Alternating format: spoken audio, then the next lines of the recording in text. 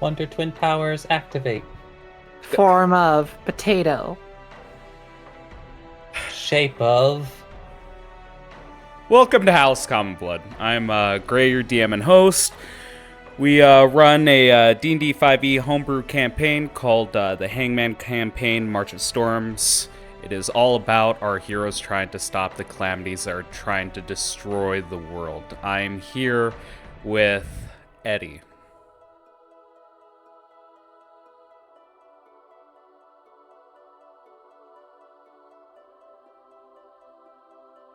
Eddie. Oh, whoops, sorry. It's like a. Usually have to refer to me as Mega, first of all. Second. I'm here with Mega. Ditto, I am Mega, and I play Eddie, the Otter Triton Bastard class. I also play Eddie, their lifelong companion, as well as any other similarly named, like PC-related characters, individuals, entities. As well as Aluya. I think you mean Nita. Well, hello there, Nita here. I play Aaliyah Albach, the human cleric sorcerer.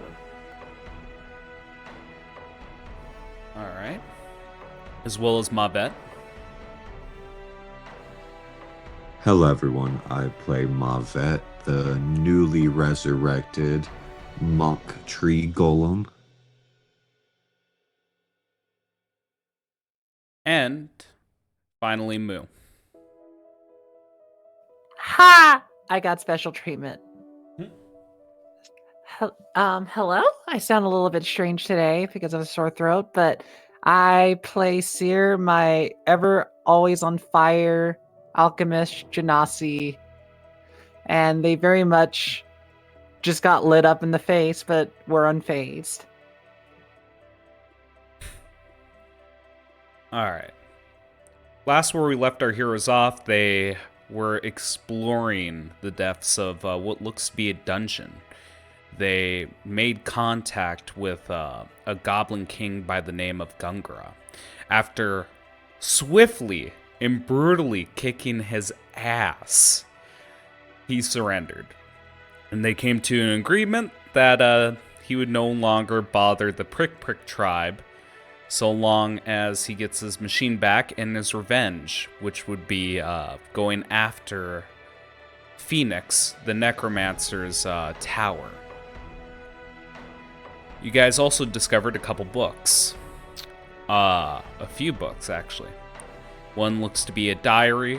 Another one looks to be a informational mechnomancer's book. And finally, one seems all sorts of fucked up.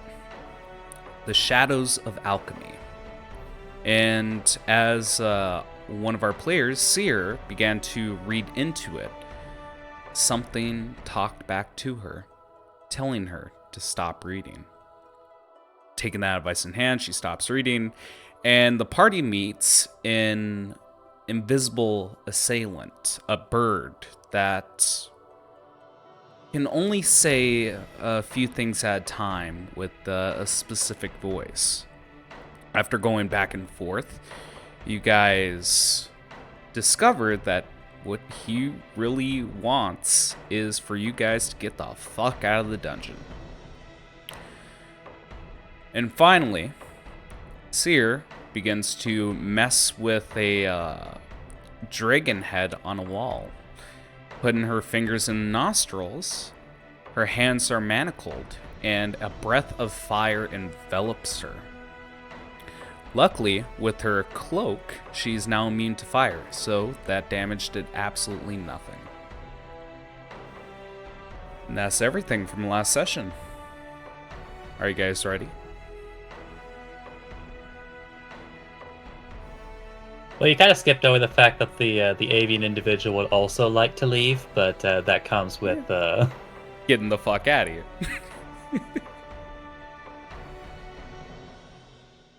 Let's go with the battle music here. I mean, let me be asking this question for now. Mm-hmm. With the fact that I am immune to fire and being got pummeled by this creature, I realized I'm immune to fire, so the guy wasn't, Granny wasn't lying. But can I eventually take off these manacles now that I'm aware that it doesn't kill me?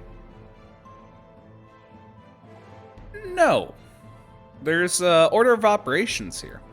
There are two options that you can take during this fight. You can begin to disarm the trap and pick the lock, or you can try to slip your hands out of the manacles on your turn.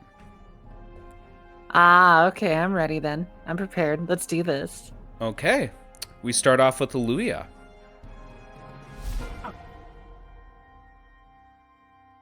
I can't see anything on my Yep. screen.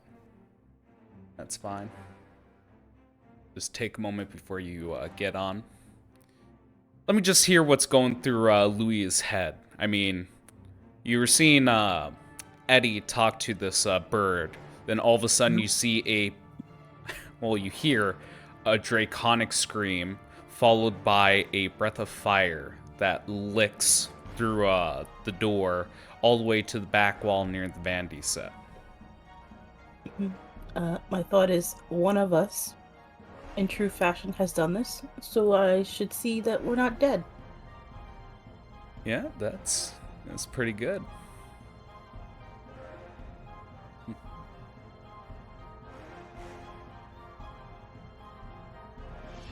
It's just going very slowly. Mm-hmm. No, that's perfectly fine.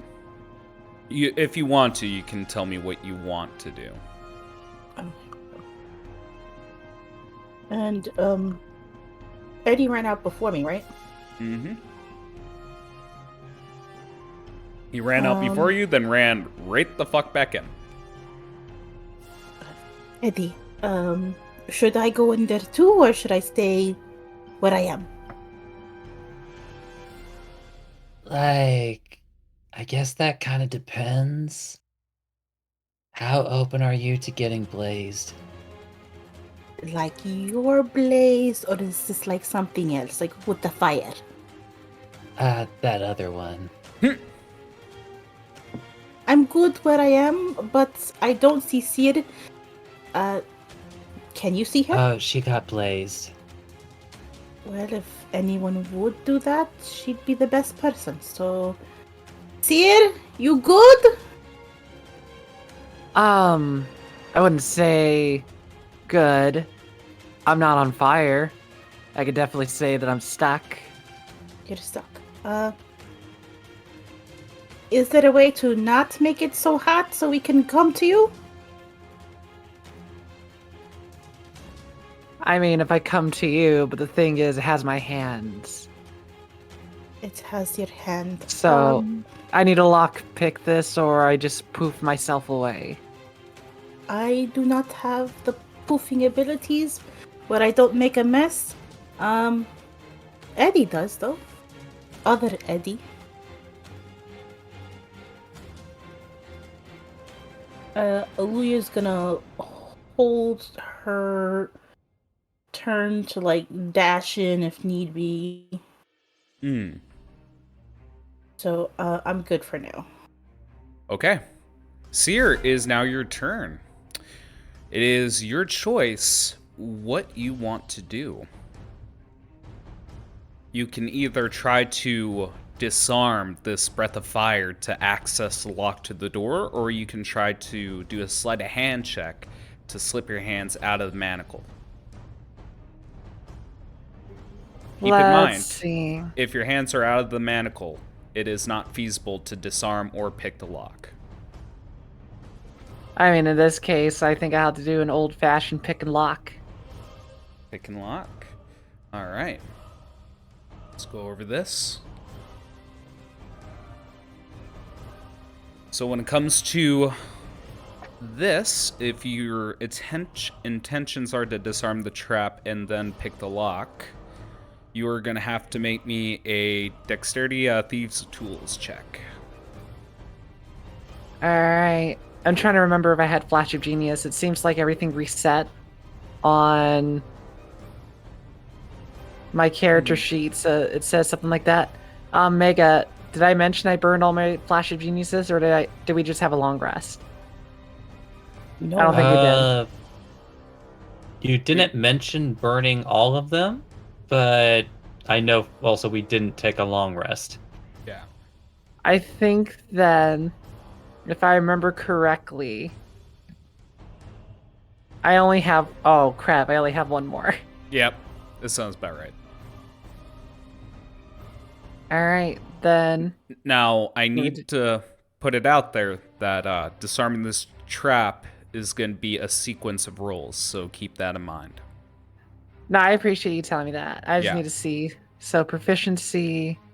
I don't think I'm expert in tools. Let me double check. Wanted to make sure I play fair. Your thieves' tools? Well, I have the multi-tool, but there's like tool expertise. Hmm. Oh yeah, I'm proficient with them. So yeah, I have expertise. All right, let me roll it now. And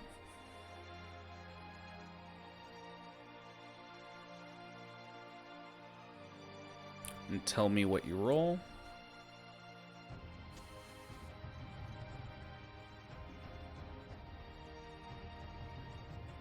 Let's see what I get. A natural 20.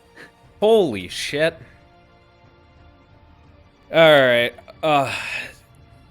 Here's what I'll say. Because you got a natural 20, and again, I do realize that natural 20s don't really have a place with ability checks, but in this case, it's going to be something a little special. So the sequence of rolls is typically 3 rolls. The first DC was 14. But with the natural 20, I'm going to say that you have one more check to disarm this trap. And just to tell you specifically what you're disarming, this trap is called the Breath of Flame. This specific trap. Fair enough. Mm-hmm. Is there anything else you can do on your turn? Not really. I'm just kind of having to just disarm this because let's put it this way. I might have a way to escape, but what happened too is that you did manacle my hands.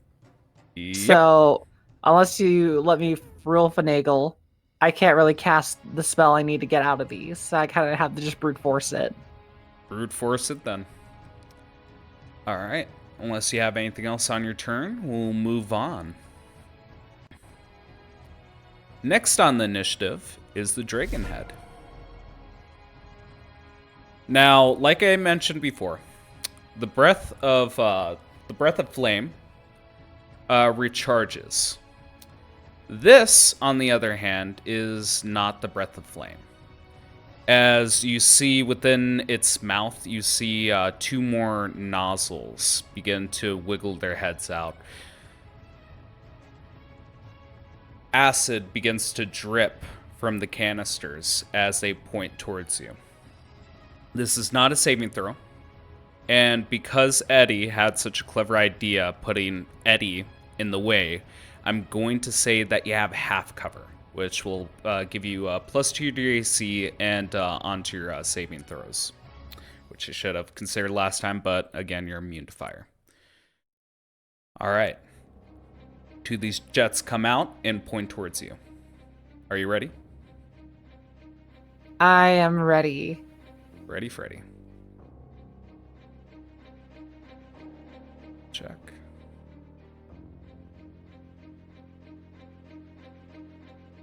Just making sure I actually put this in correctly.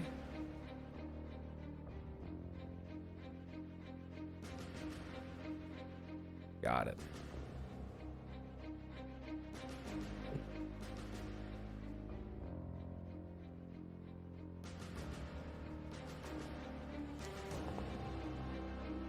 Are you fucking serious? Yeah, I assume I assume that doesn't hit with the 15. It does not. Okay. Check. Make sure I got everything right. 2 target. Each jet. Okay, each jet. There are 2, so I'm going to make one more attack at you.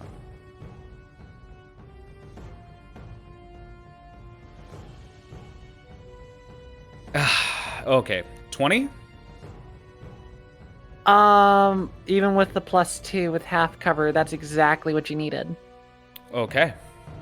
So we're going to do the damage with that.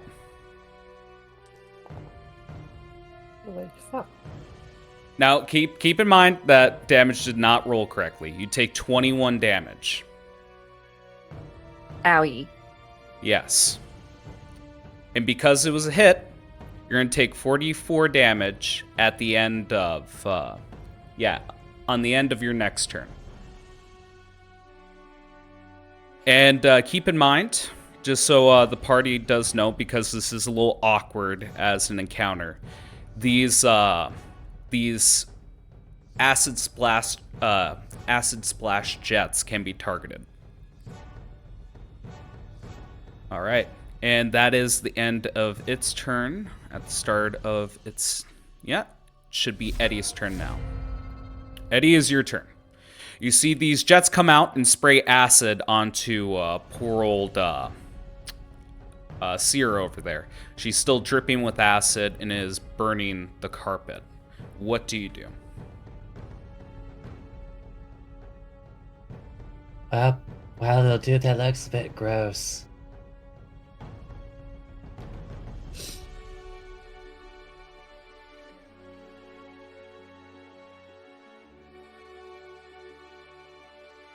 Or maybe you like it? I don't know.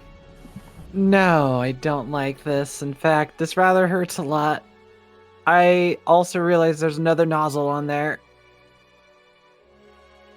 Oh, right, yeah, gotcha, dude. As Eddie is going to... Make sure I'm doing this correctly again. Mm-hmm.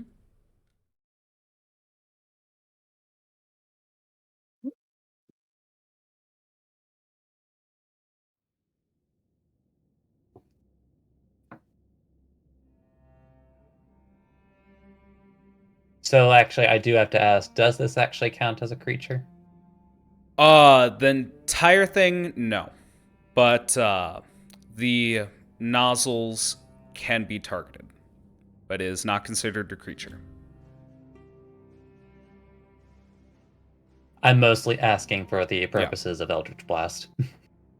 In this specific case, I know I have made a strict calling on it before in relation to objects, but with this specific scenario, you can target it. I will allow it. All right, then Eddie will put a couple of Eddie Blasts into it and see how that works out. Okay, let me get the AC.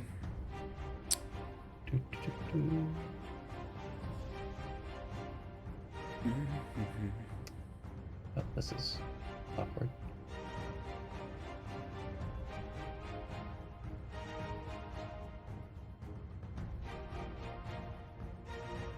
Okay.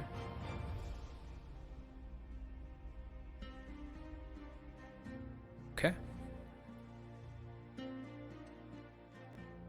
Oh, good to know. Oh, this is... Damn it.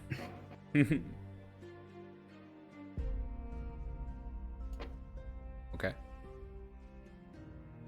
Again, since everything was turned off, so Yeah. I'm not used to actually operating these things on the sheet itself. Mm.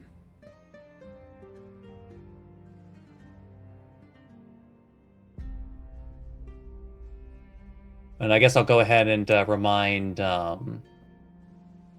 I believe it was Eddie himself, Seer, and Mavet that were blessed. Mm. Nice. Good to know. Figured I'd re-mention it since it's been 2 weeks. Yep. Good call. Okay, make the attack. Let's see what we got. 26 is a definite hit.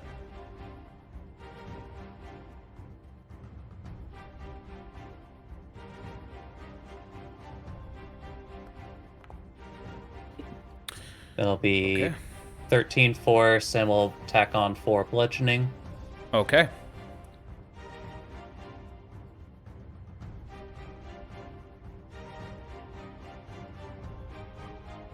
And then the second Eddie So, Blast. I need to say, with the 13 force, it didn't look like that was enough to destroy it, but with that bludgeoning damage, it seemed vulnerable to that damage type, and it was just enough to break one of the nostrils. But there is still one more. Alright, then the Eddie Blast is going for the second nostril. Mm-hmm.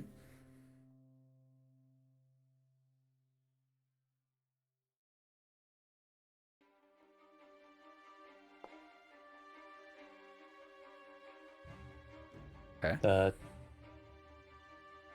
Oh, that was just a, Yeah. a repeat. Another 26 to hit, I guess. Yep, that's definitely a hit.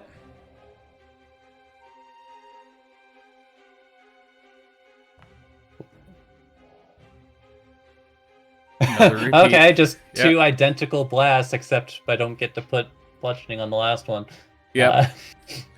So, one of the nozzles does remain, but is hanging by a hinge. Is there anything else you'd like to do?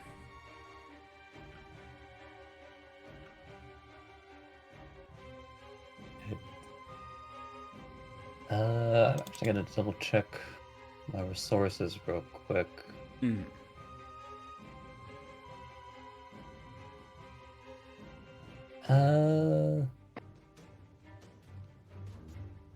It's like I could do one thing, but I think if somebody just blows on it, they'll be fine after that. So it is just going to call out to Seer, I guess at the very least, but I guess anybody else could hear him saying it. It's just like, all right, just gotta punch it hard enough. Mm. As he gets out of the way. In case it decides to do the fiery thing again. There you go. All right. With the end of that turn, it is the Dragon Head's turn once again, and it is going to see whether it can do a Fire Breath or not. Because it is not aware that the opponent it is attacking is fucking immune to it. And that is not enough to recharge it. All right, Aluya, it's your turn. You did hear how devastating that attack was to your dear friend Seer. Right. And then hearing what Eddie said. Oh, also, not for nothing, but should we have had Mavet roll initiative since... Oh, yes. They could No, that possibly is... have- Yeah, it's super important. You mind rolling for initiative, Yeah. buddy? Sure. I just figured I was left out because I did Yep, something absolutely. wrong. Yep. You see, we're racist towards tree people here. Okay.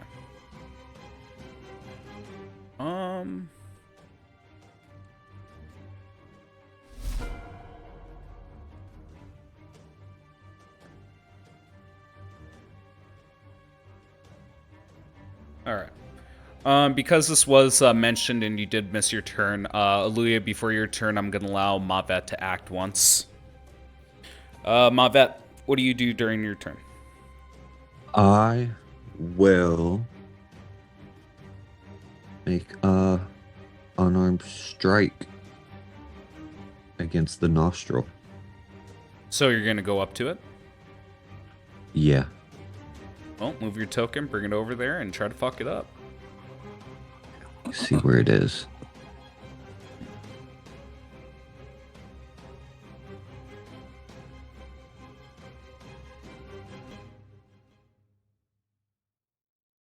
How's your vision doing? Vision's working fine. Okay, just want to make sure. 10, 30. Uh-oh. Don't have enough? No, I do. I just can't get through to Eddie on his right. I'll move you. There you go. Okay, perfect. All right. Animate this for me. Okay, so Mavet finally gained sentience after not knowing why this dragon is, but he realizes, okay, Eddie attacked it, so knowing Eddie is a great person and feeling a strong connection to whatever Eddie does, he decides he will also attempt to harm this dragon by attempting to punch it in its nostril. All right. Make me one attack, please. Okay. Yep. Just make an attack roll. Don't bother. Yep. Yeah, don't bother targeting unless you have to. The AC does not reflect that specific part of it. Yeah. That's 3. not enough. Then I will make another one. And another one. And another one.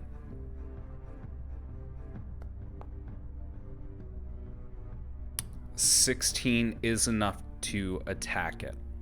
Make that damage.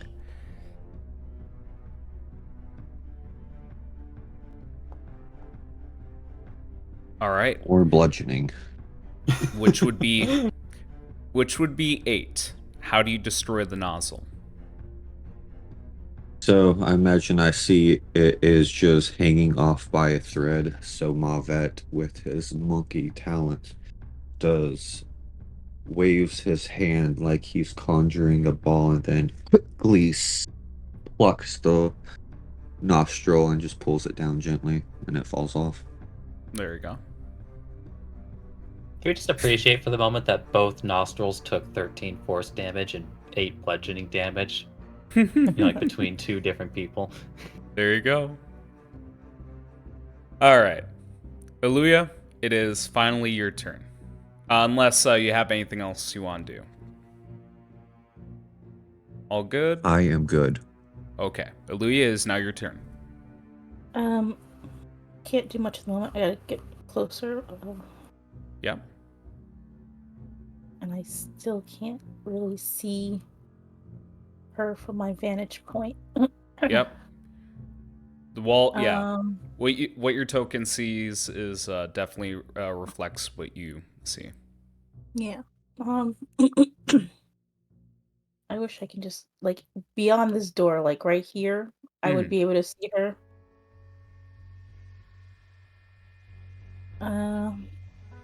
Well, if you sidestep once to the left, you'd be able to get a clear vantage point of her. Yeah. Yeah. But I wouldn't be able to do anything at that point. Using my action. Having confidence in Mavet, new Mavet. New vet. I'll try to make new vet. I'll stay there for now. Okay. Try to slowly make my way to her. All right, Seer. It is your turn. You are very close to disarming the breath of fire. But you see that this door possibly has more tricks up its sleeve. I mean, once I deactivate that, people can come help more. And then we can disarm it further. All right, time to disarm this thing. Mm-hmm. Pulls out a gun. Yeah. This is the final disarm check. Let's do it. Dexterity again. Yep. Thieves' tools.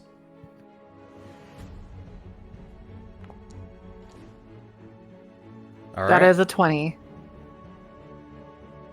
With a 20, you see the canister representing its breath of fire just clatter to the ground, and just beyond it is a keyhole.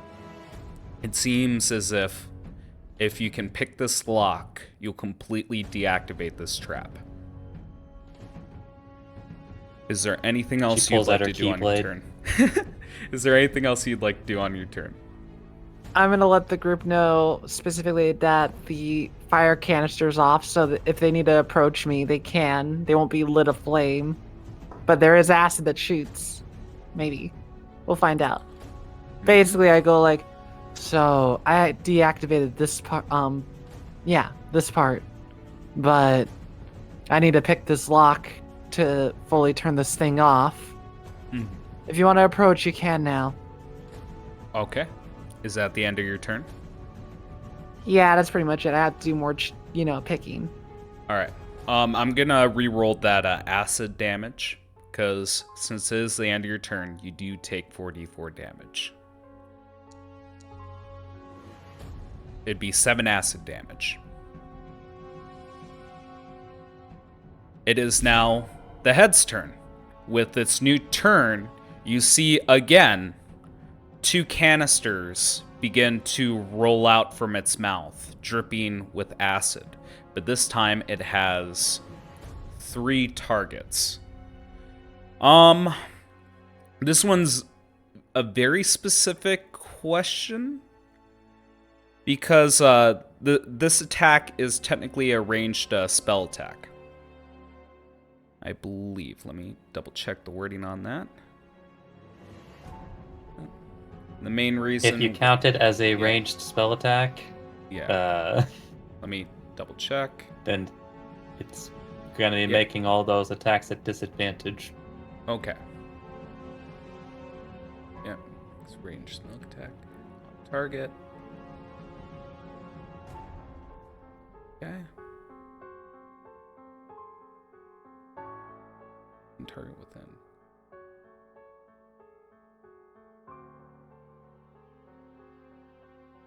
Yeah, you are correct. Yeah, thank you for pointing that little part out. The only reason why I do bring this up is just because I know with Eddie, he is considered an object. Yep, jets can target a creature. Alright, that answers my own question, so it can't really do anything. But it will make 2 attacks at disadvantage. The first one's at Mavet.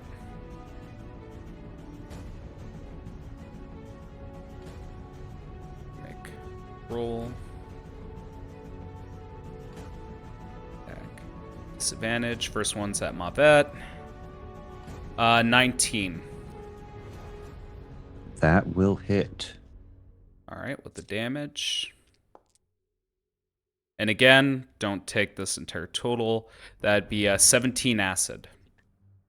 Wow. Mm-hmm. Next one's going to be at Seer. And keep in mind, you're going to take 44 at the end of your next turn. Okay. That's great. Almost got a natural 20. 16 is a miss onto Seer, but Seer, because target within 5 feet of you got hit by this attack, you still need to make me a dexterity save. You get a +2 to that save. Cool. Let me do that. I also think we have bless, right? Yep, Yes. so you get the D4 as well. Mm-hmm.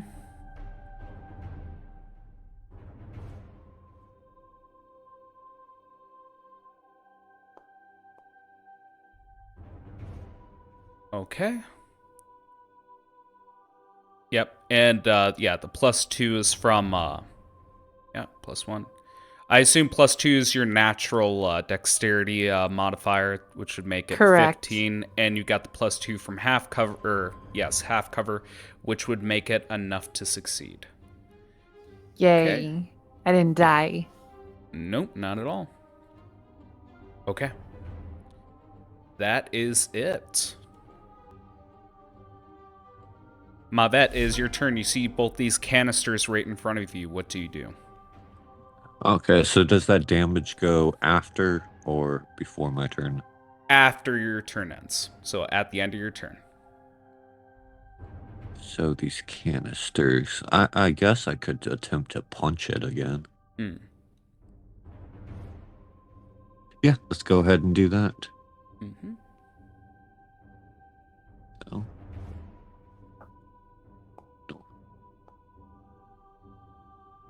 15. 15 towards one of the canisters. That is a hit. Okay, let's do damage. 6 damage. Got you. Okay. And do it again. On the same one. Correct. All right, go again. 16 is enough to hit. Okay.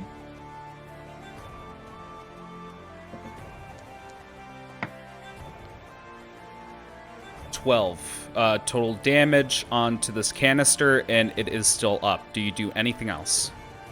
Yep, I am going to use my bonus action attack.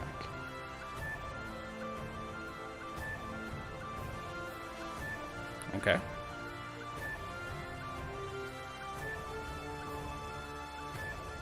Really feeling the fact that you're dealing dexterity.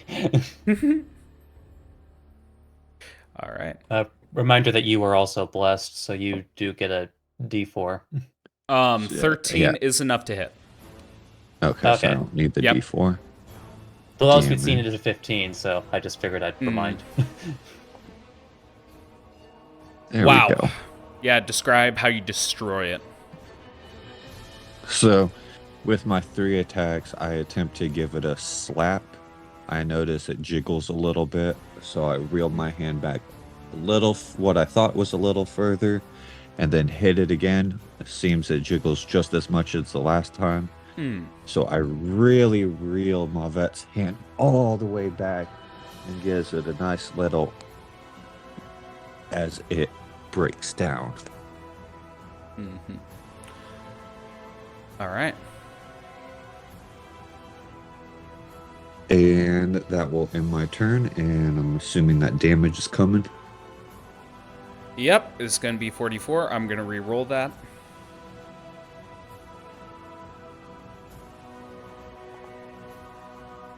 That'd be a 7 acid damage. Yay, I'm down. Oh, Oh, damn. no. There you go. Okay. That is the end of your turn.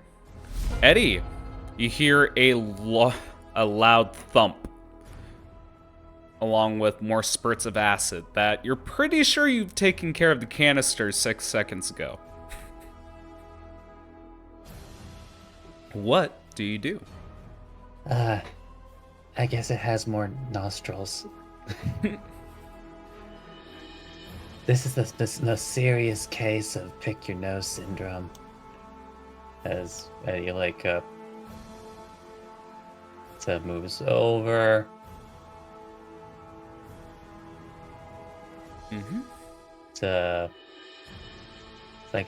Does move closer. Just turns around the corner like, oh, hey bro, you doing okay? As Eddie is going to use healing word on them. There you go.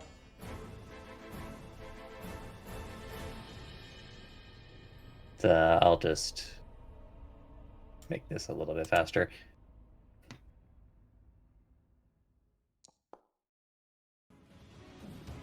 Okay. You get 6 healing, Mavet. I am doing a lot better, friend. As yeah, it's just like as Eddie says that, a small trail of smoke just blows from his mouth and goes straight up your nose, and you're conscious again. There you go. And I assume you're going to finish this off with an Eldritch Blast. Attempt to, anyway. There you go. Give me your Eddie Blast. Oh, I'm so ready to blast it. All right. Let's stick this back up.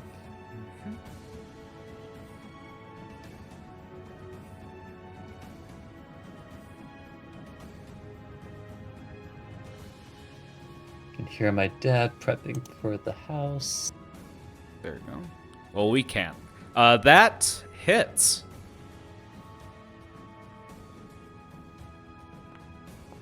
All right. I'll be for 9 force and 9 force. 4 8 bludgeoning. Okay, 8 bludgeoning. Okay. Yep. That is enough to destroy it. Describe it. Yeah, just after again, Eddie just kind of went over. It's like I breathed a word of encouragement to get Malvet back up, but then that same like a bit of smoke that went like that rose up Malvet like something like came surging out of Malvet and actually like blasted the nostril off from the side and completely obliterates it. Mhm. Didn't like the fact that Malvet put it down, or that it put Malvet down. Okay. Anything else on your turn? I guess Eddie doesn't really have anything else to blast.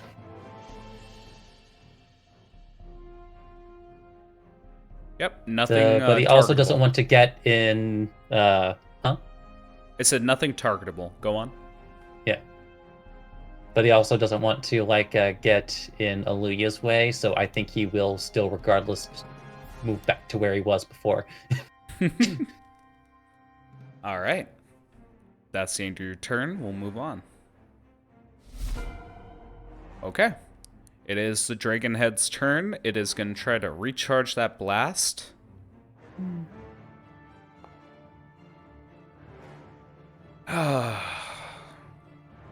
Yep. So, not being able to charge it with a 2, it is Aluya's turn. What do you Okay, do, Aluya? I have a question, DM. Yes, ma'am. Can I use prestidigitation to clean the acid off of them?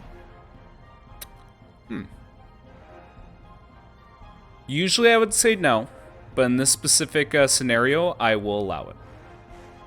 Okay. So then I'll move forward. Ah, there you are. So she'll kind of focus on each of them and like wave her hand a little, and a little like cloud, like pinkish cloud will go out and then split to Seer and Mavet. I will use prestidigitation. Can I twin spell it? No need hit to twin both of them? spell. Yeah, no need twin spell. I'll say that it is able to affect both of them. Okay, cool. Yep, they are nice and clean. Anything else you'd like to do on your turn? No, I don't want to make anything worse. Seems like the fire here should be okay. Mavet's up. Maybe I'll give a little bit extra to Mavet. I will healing word Mavet some more. You do need to get a visual of him, though. Oh, where is he at? Where you at, buddy? Why can't I see him? I'm gonna say from that position you can see him. He is Okay. on the right-hand side. It's just not showing up for your token. Because you can see halfway through. It's enough to see him. Okay. Yep, so you go over to the door, look to the left, and you see Mabet on the ground. What kind of words of encouragement do you give him? You got this, buddy. I believe in you. Here is some yummy yummies to heal your ouchies. Okay. I'm sorry, yummy yummies? Yummy Yummy yummies? yummies. Yeah. Yummy What the- yummies. What the fuck's a yummy yummies? It's a fruit salad. Yummy, yummy. I guess you're gonna toss some salad. Let's see it. Thank you. It felt like that joke didn't land until someone laughed. All right, we have to assume the position. Really? Right in front of my salad? There you go. Yes, 6. Okay. Anything else you'd like to do, And then- Luya? Yeah. Where was I? I was here, right? You were to the north of Eddie. Okay. I'll move back. I think that's as far as I can go, right? Let's see. 5, 5, 10, You've 15. so far You only can moved move one more. 15. Okay. So I'll go back one. By Peckins. Okay. By Peckins. That's the end of your turn. Seer. Yeah. There is a lock behind all of this mishmash of mechanical nonsense. If you pick this lock, everything's done and over with. Might as well do it then, right? Mm-hmm. Incidentally, I do feel it was a missed opportunity to put the lock in the nostrils. In If order I to didn't pick the make lock, it, you have to pick the nose. yeah, it is in the nostrils. That's where her hands are. If I said anything different, that was my B. She's picking a booger. Well, let's see if this booger can get picked. Here we go. Oh, I keep getting lower. I might have to... You gonna flash of genius this? Yeah, because if I end this trap, I'd rather end it now. So 22. With the 22, the DC of the lock is 20. Wow. You see that the jaw from this creature falls apart, the eyes begin to dim, and you see all the canisters just fall to the ground, and it begin to, leave out a dying moan. And the combat is over. Da da da da da da da da da. Okay, XP is not correct. All right, everyone gets 1,000 EXP.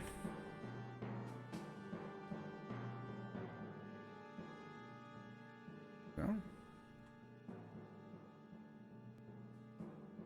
All right, there we go. I made it disabled. I think we should be safe now. go. And after disabling that trap, the wall opens to your left. And within, yes, just beyond the walls, you see that the ground is now fleshy, covered with veins, and you see a creature.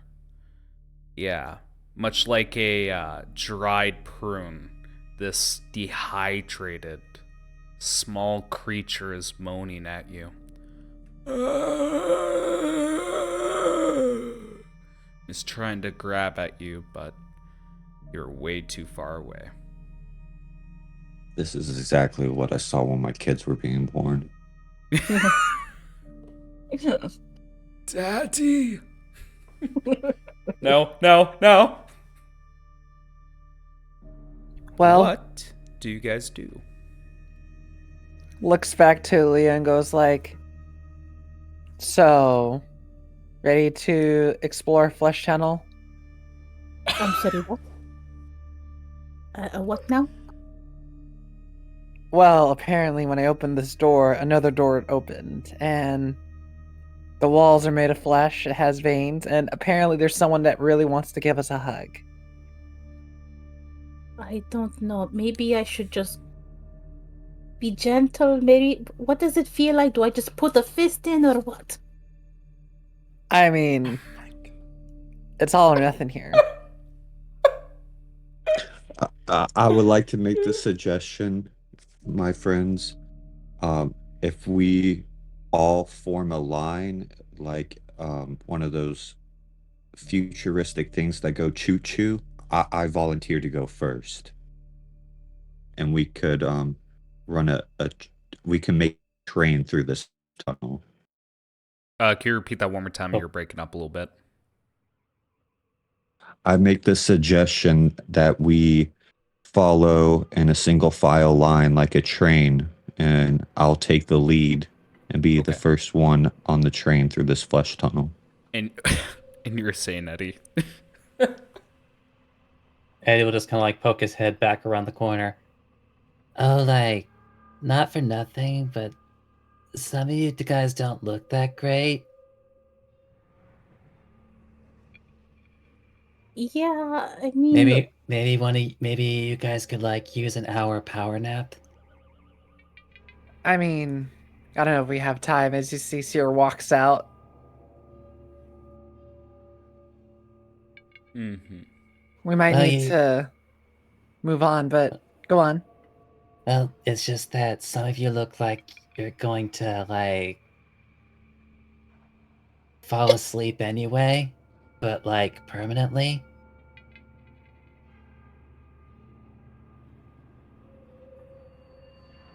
I could see that.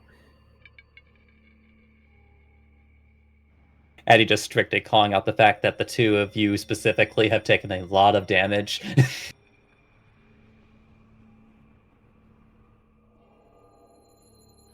From the Well- stories I've heard, flesh tunnels can be very invigorating.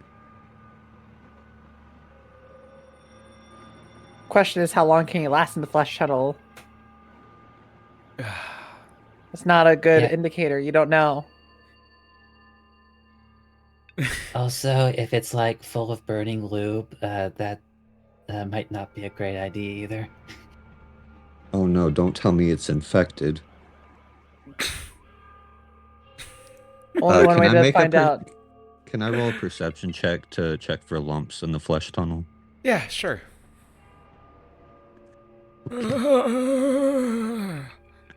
Daddy.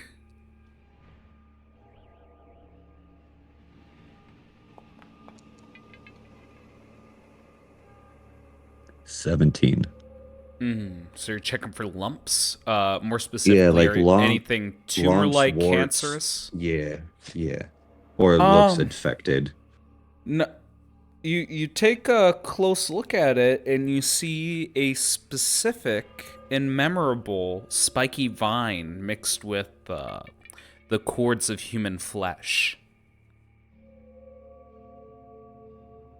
It seems like the Zombrian is here as well. Okay.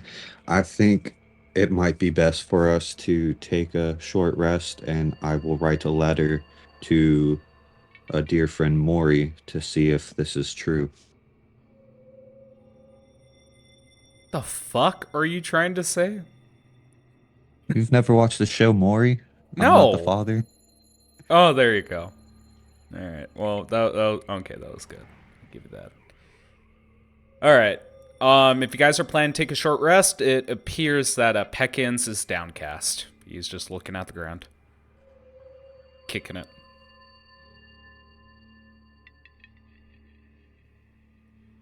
That said, Well, yeah, go right ahead. well, should we take a little that rest then? I could patch myself up. Yeah, unless there's any arguments, you guys cleared out this area. It is safe for a short rest.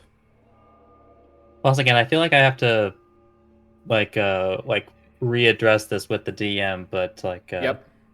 But didn't Peckins make it pretty clear that even though he wants us to leave,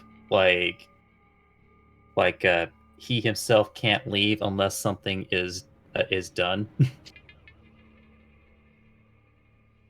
We don't necessarily know what that something is, but he at least made it clear that simply leaving isn't an option for Peckins. What you got from the conversation is he wanted you guys to leave, and there is some sort of task that needs to be done, yes.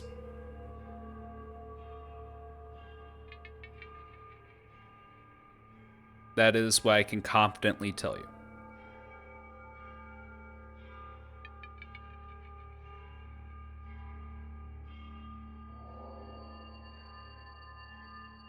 Okay, I'm trying to figure out how to take a short rest. I think Peckins will come up to Seer and go, "What did you do this time? What's this mess?"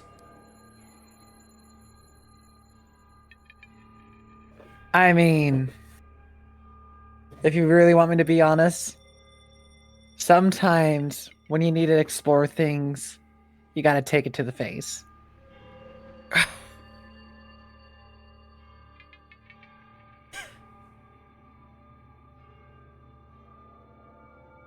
But also, I just disarmed something that would not kill you or anyone anymore. Don't put your feathers where they don't belong, you dumb bird.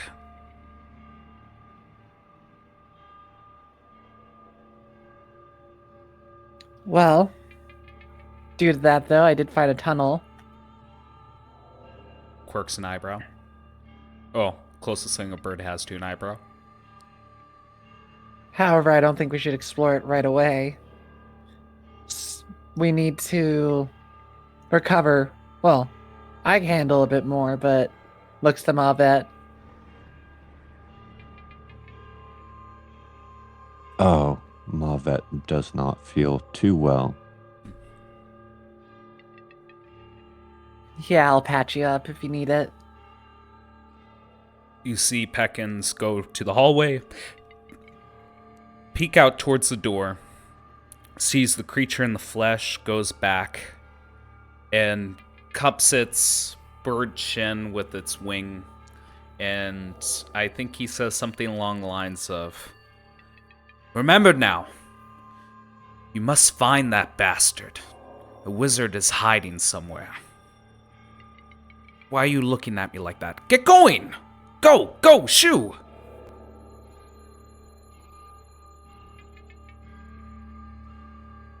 I'm guessing then down under.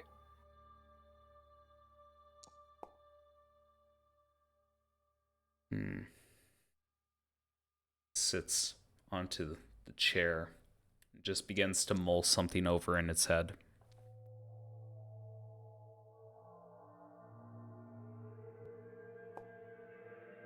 Okay. Unless you guys are gonna do anything crazy, take a short rest. Start rolling your hit dice. Anything that gets replenished on a short rest, you have back. Can you guys paint me a scene with how the hour looks as it begins to pass? Like, what do you guys do to unwind?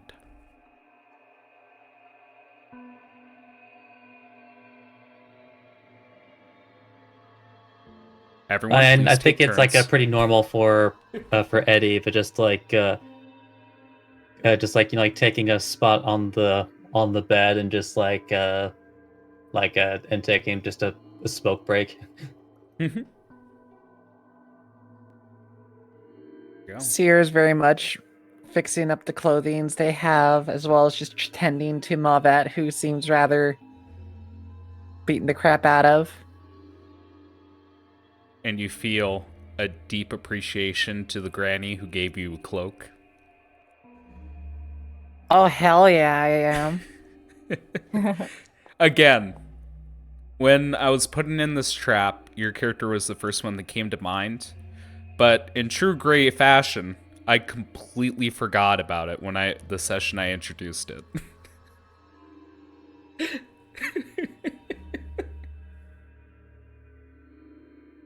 Oh. And then after But- Sear tends to Mavet, I still have that book open. Okay. No need to. Yeah, where was it resting when you were playing with this? Right here. I'll ping it. I'll move my character where it was. Okay. Right in front of the bust of a woman. Correct. Not a woman's bust, but a bust in the shape of a woman. So yes, it is open on there. You see the leather tome that seems to be made from human flesh, perhaps? Some sort of, I can't think of what sheepskin is off the top of my head, but a sheepskin. Do you play around with it more?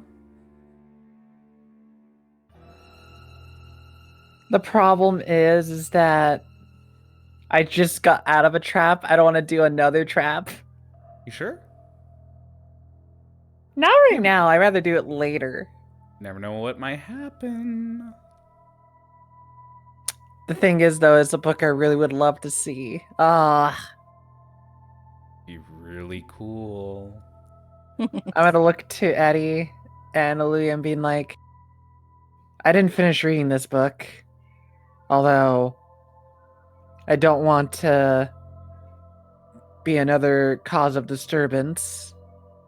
I can finish exploring this if you need me to. I just think that if I close it, it might be similar to what happened to the other book we had where we couldn't discover it any further. I also don't want my brain to melt. Mm-hmm. I mean, like, I know that sometimes, like, the stuff in books gets pretty heady, but I don't think my brain ever melted by reading.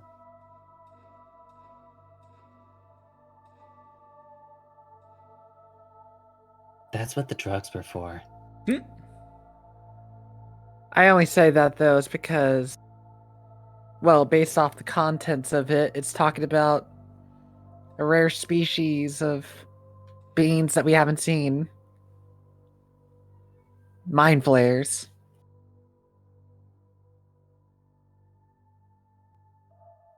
And they very much like to eat people's brains.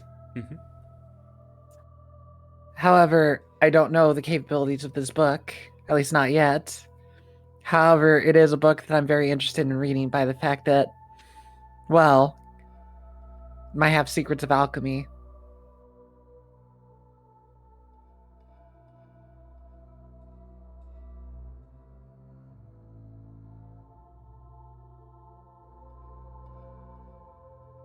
Well, like, you could always put something in the middle of the book so that it can't close.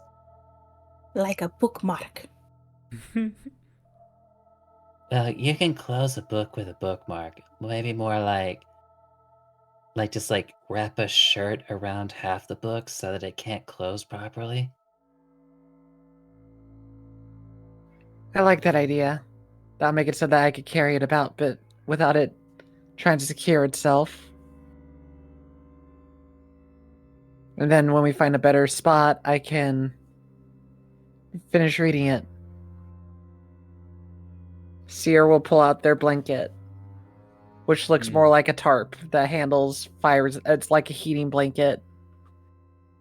Since they can't have a nice wool blanket because they just burn it. So, and they do is just that. I'm sorry. Starts Repeat. What exactly are you doing?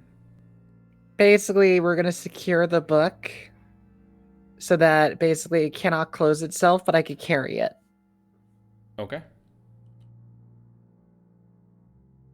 So when it says don't keep reading further, I'm more worried it's just gonna be like turn itself off, like what happened with the dragon book. So in this case, it's like, all right, just wrap it up, and then when we get to a better spot, I'll just unwrap it and finish reading it.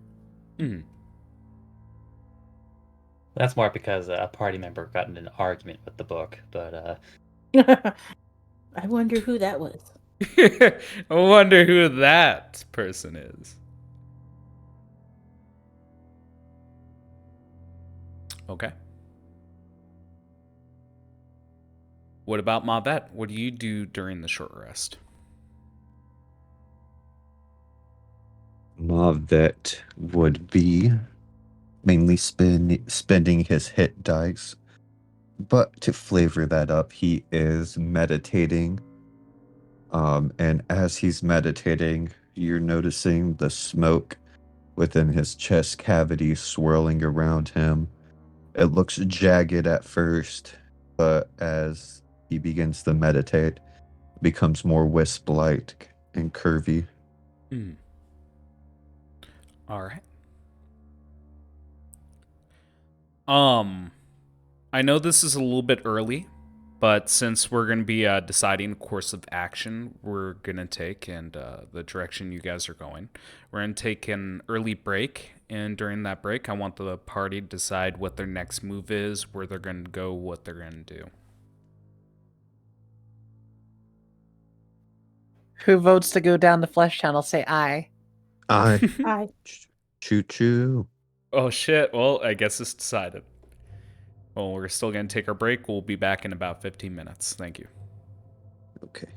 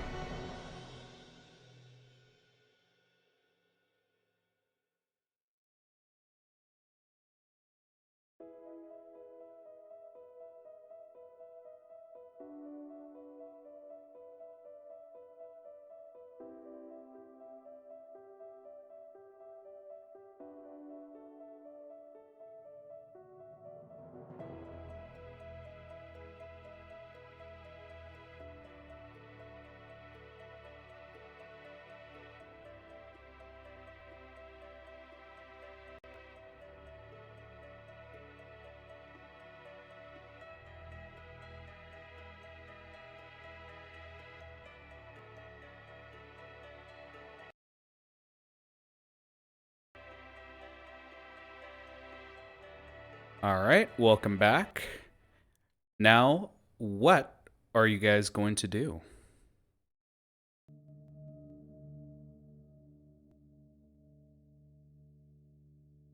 As Eddie just finishes his vape, it's like, well, I guess we're gonna go explore the flesh hole. From my experience, maybe I should go ahead. I have a lot of experience traveling through these kind of holes. Oh, God damn it. I mean, I'm pretty experienced too, but if you're that confident, though. Well, I mean, out of the entire group, Uluya has the most expertise, isn't that right? Oh yeah, certainly. I know exactly what is supposed to happen. Is it going to be wet? I should know this. Yes. So wet and warm. Excellent. Reality, though, if there is presence of anything foul that seems to infect us, because I think that's a sign of. What'd you say again? What was it? Like a fishy odor or what? No, I was making a joke in the sense like I think it was Zombrium, right? Yeah. Seer's pretty good against that since she's always on fire. There you go. So I kind of looked to the group and being like, so that's our thing we're dealing with, besides the moaning person in front. They don't look like they're having a good time, so reality is who's willing to brave through it first and risk being the first one attacked? I think Mavet called dibs. Yep. All right, I'll let He called the Mavet do choo-choo it. chain. Yeah. I saw Mavet just move immediately. All right. Everyone go in order.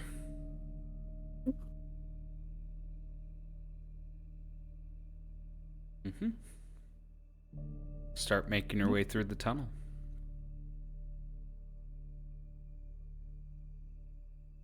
Into the unknown. Pekin does fall closely behind. Secret tunnel. Get Secret in the tunnel. Move forward. Super flashy. Or is there a wall in your way? I hope that we don't get a nasty hemorrhoid. I hope we find a light in this flesh tunnel. Maybe. Are you able to move forward? Okay, just one. Don't worry, I've always got a light. Mm-hmm. I gave you my torch.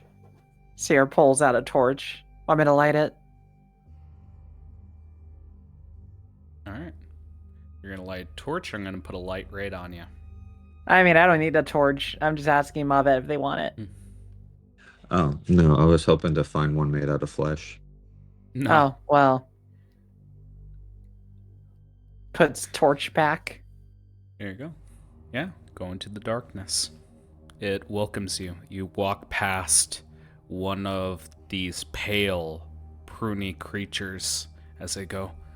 And they try to grab at your legs, but they're so weak that as you move past, their hands slip. Mavet, as you go down this tunnel, you see at the end a very large brain throbbing at the center of this chamber. Bum bum, bum bum, bum bum.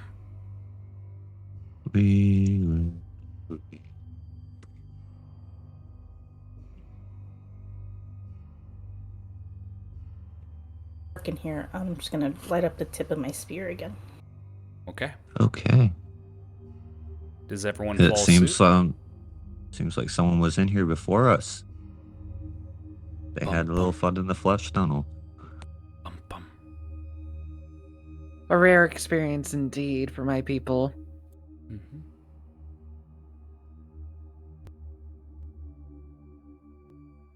So, as you begin to walk into this chamber, you see that there are two pipes that go into this brain. One that goes to the eastern wall and one that goes down a southern tunnel. As you enter in, there is a small crowd of these pale creatures praying towards this brain as it just keeps throbbing. Bum bum, bum bum. As you guys enter this room, each step you take is very soft, and you hear a wet squelch with each step you take. What do you guys do? Hey, Lil Dude, did you ever know about this? Since you said that Mr. Peckins was following them. Yep. Peckins is following, and I think what Peckins says in return is, repeat after me. Complicated.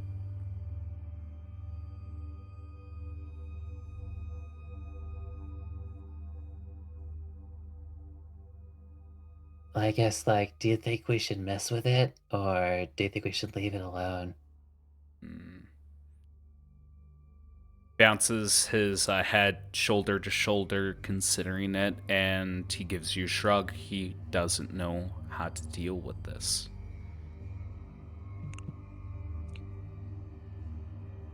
Can I do a check to recall anything about the prayers that the things are doing? Yeah. Should I roll religion for that? Yes. Make me a religion check. It is esoteric, so DC 18. Oh God. Okay. Yeah. You see them praying, and their hands are massaging the brain.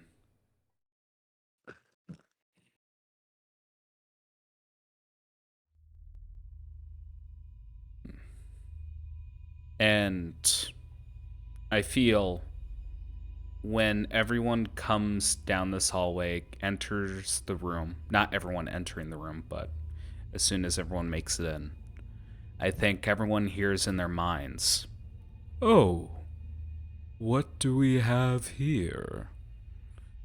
And you guys just hear that bumping of the brain pulsating. And I feel like, you guys feel an invisible force going over your body, as if you guys are being inspected. Interesting. Is that an otter? As Eddie, you feel like you're, for lack of better words, your cavity search is a little bit more thorough. Or not cavity search, just your body check is a little bit more thorough as you feel a little bit of a cavity search. Oh, haven't felt anything there in a bit.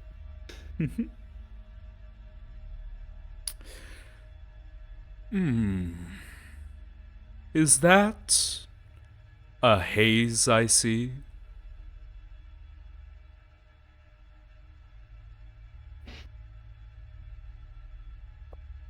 That. Oh, do you know them? Yes. Yes, I do. I built them a house. It was quite a nice house.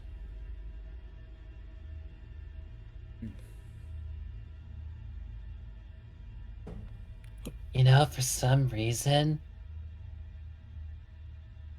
Mom and Pops never mentioned a very large brain putting the house together. Why? Of course not. No, I was a human when I built that house. Santa, is that you?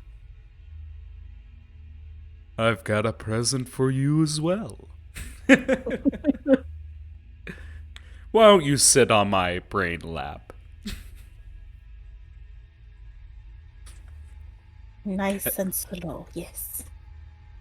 Yes, but that's what Santa Brain says, and everyone can hear it in their brains. Mind the stem. So what I'm hearing that is that you are, well, an acquaintance to Eddie then. Oh, not to Eddie. His family. No. When I was but a young man, I began to make a name for myself. It was before everyone knew who Owyn the architect was. They really launched me into my fame. Bum bum, bum bum, as you see it pulsate.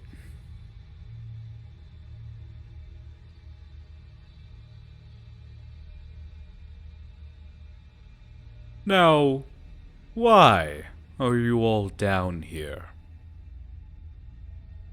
It's more polite to knock at the front door.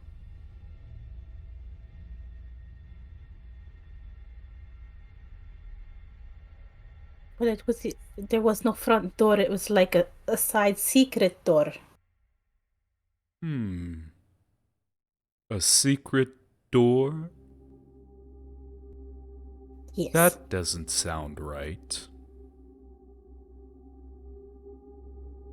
I mean, also the doorknob was very much deadly in the sense that, well, anything that tried to open it would just be kablooied.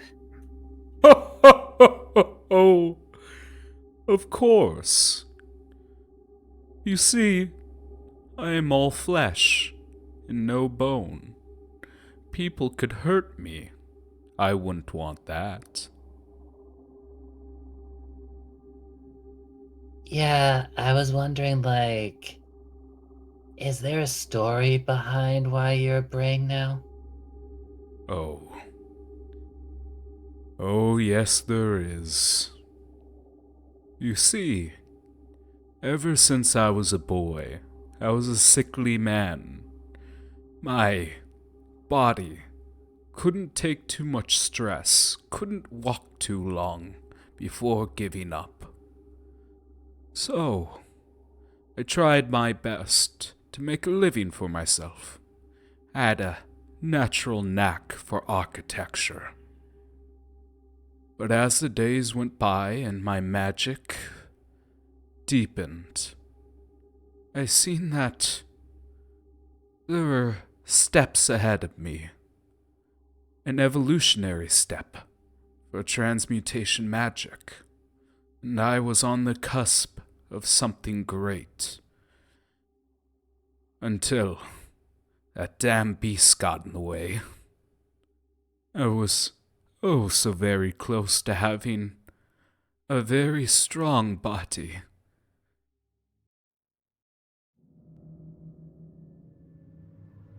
And you see that as you make him recall this, like the bumping gets faster. Bum bum, bum bum, bum bum, bum bum. Yes. What creature stopped you? Oh. It was the strangest thing.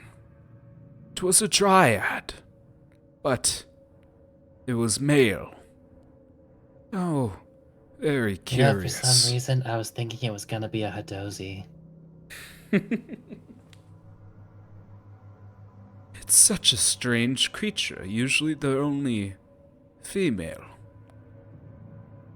And from what I knew, there was only one great dryad around here, by the name of Melora. And you see, as he's recalling this information, the pulsating gets back into a slow, steady rhythm. Bum bum, bum bum.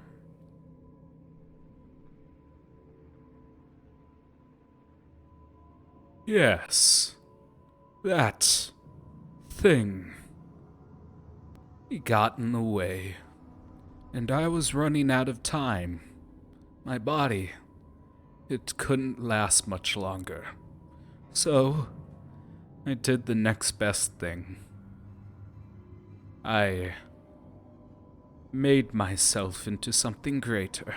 Something that could still pursue my craft. And you see like a shock of electricity going through like the tubes leading to the east. Ah! Ah. Bruh, what was that?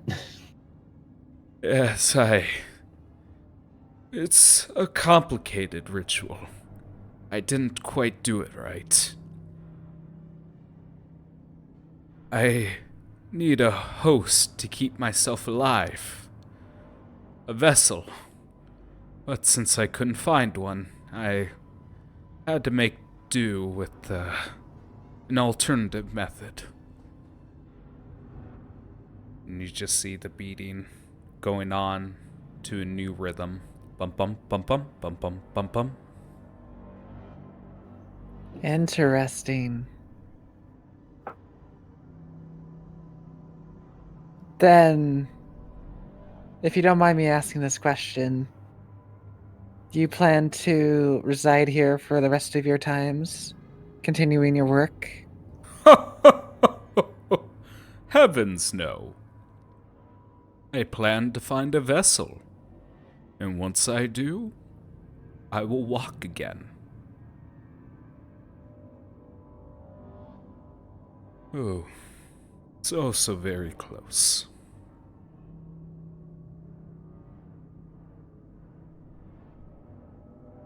How are you Well- gonna find one all the way down here?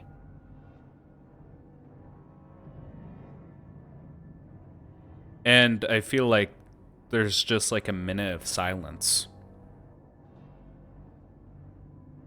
Are Let's you... repeat the question. Do you repeat it?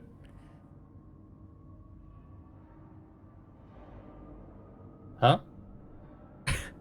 Louis said, repeat your question as a little gag for the minute of silence. Do you repeat it? Just, how are you gonna find one all the way down here? Oh, I heard you the first time. I'm just confused. I thought that would be the reason you'd be down here. There is a vessel close by. It's just I can't reach it.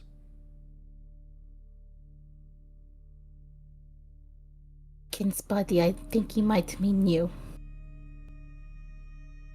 Oh, heavens no.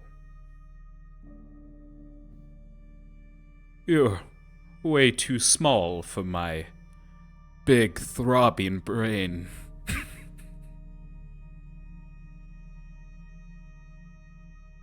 I think that's the problem that you might have for a very long time, is that you've grown so large that being able to contain you would simply just crush them to death.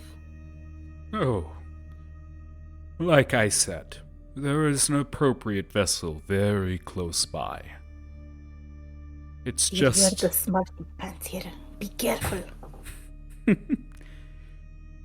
I just need to reach it. And once I do, I can walk again. Well, like, you seem to know where it is, so, Yes, like, where is it? at the center. Have you walked around my lovely abode? Not fully, mainly Hmm. because besides the mass size of it, it's also hard to navigate. So unless you have a way to show us the way. Oh, I can tell you a lot about my lovely abode. But I would like one thing.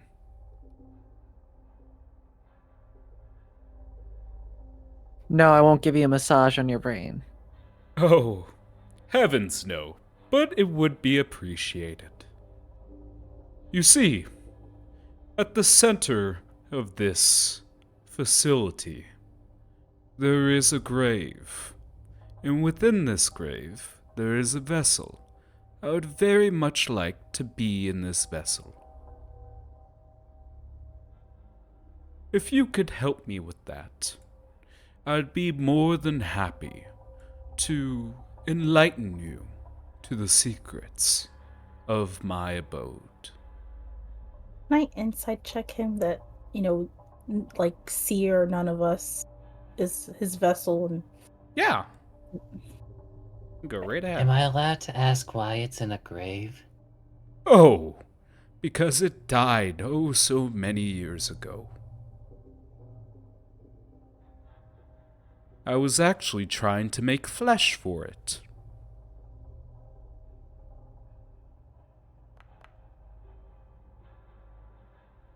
He doesn't appear to be interested in any of you as a vessel. Go on, Eddie. okay.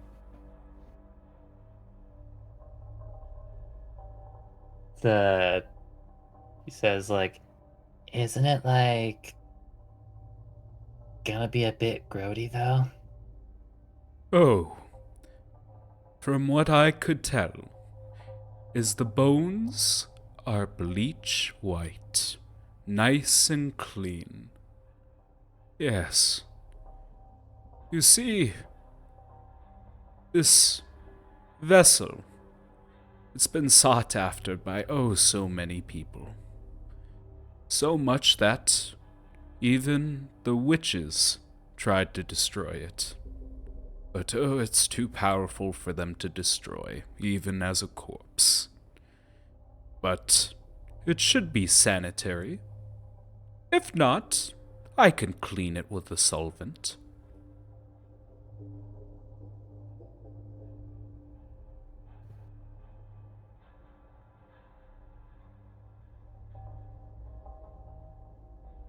Bum bum. Bum bum. I mean, like, I guess we could take the time to find it, but, it's like, Eddie's actually going to kind of like a gesture at, like, Mr. Peckins. This little dude said that, like, something might happen if we stay here past sunrise. Oh. Ho ho ho ho ho! You found the little servant. Yes, that belongs to the Genasi.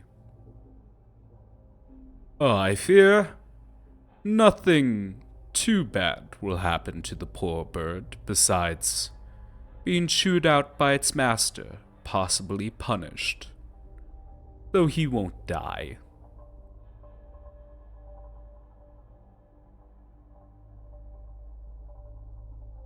Insight check.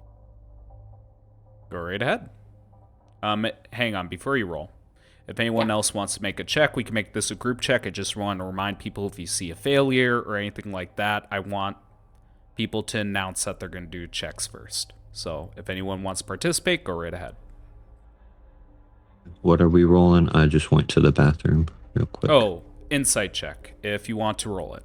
And it's specifically about Peckins. Repeat exactly what you're inciting. Whether what he's saying is true, that Peckins won't be harmed, and it's just that his master will be annoyed with him. Okay. People can participate if they want to. I don't plan to because I'm just listening, kind of going like what to ask, you know? I had a natural one, which leads to an 11. Okay. Thanks.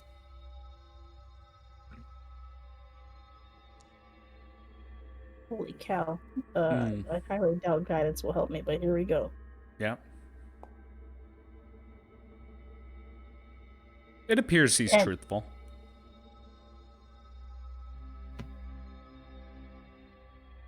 Okay.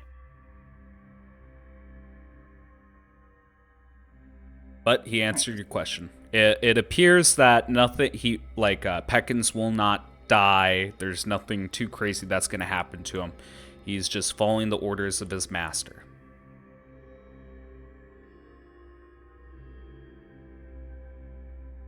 If you don't mind me asking you a question, then Oh, I think the why, thing I'd of like. course. You're such a beautiful young lady. Taken aback by that compliment, not being used to hearing that, it's like, Yes. Oh, I'm sorry. I didn't mean to scare you. It's just, I've always had an affinity for, yes, forms beyond the human nature. And you're quite exquisite. I appreciate that, and maybe explore that a bit more, but the only question I need to ask, well, this is a curious thought, but after you are able to walk, what would you do? Just simply Oh. craft more wondrous buildings? Oh. Ah, you're so funny. No, I would not. Once I get inside of the body, I'm going to travel, go to the mountains, go to the fields, swim in the ocean. Nothing crazy, I won't hurt anyone. I just intend to walk, to do things that I could never do before. Experience the world in a body where I could no longer be hurt.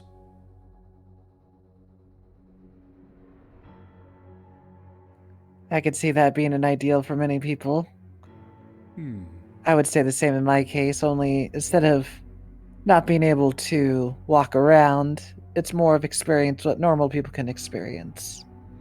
For I don't know how long you've been down here, but my people have been hated for forever. Most people would say. Yes, it is quite peculiar. The hatred towards your kind. It is the mark of a foolish mind to hate that which people do not understand. I apologize. No need. I'm here to rectify that. And I'm here to learn more of such things. I could tell, well, you have a wealth of knowledge. But for now, we are trying to navigate about this area. What would you Oh, recommend? well, as I said before, if you can make me a promise to clear the way and to get me to the vessel, I will tell you all that I know about my lovely abode. Looks to Eddie, Aluya, and Mavat being like, I mean, the more we know about this place, the better we can navigate out. However, my decision is going to be abstained in this case, for I am surprised to be intrigued to speak with this thing a bit more. So maybe I would say yes, so I could just learn more from them. Now, before we get too hasty, I've said a lot about myself, but I know little about all of you. What brings you here? Where does your path take you?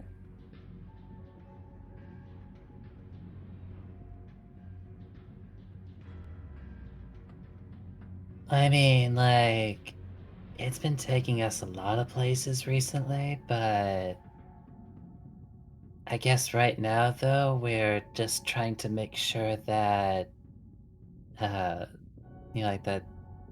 It's like this dude over here, like, gestures over to Aluya, like, doesn't.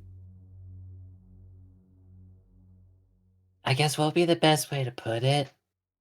Like, cursed with potential for death, I guess? Correct. Cursed. And Deluya, you feel like an invisible force, like, slithering around your body. And it I feels did like not it consent. tightens. You feel like it tightens in certain areas. Why? Yes, you are cursed.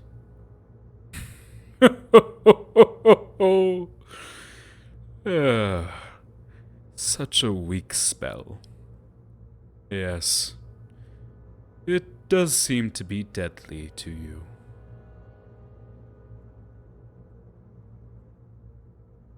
Do you know how to get rid of it?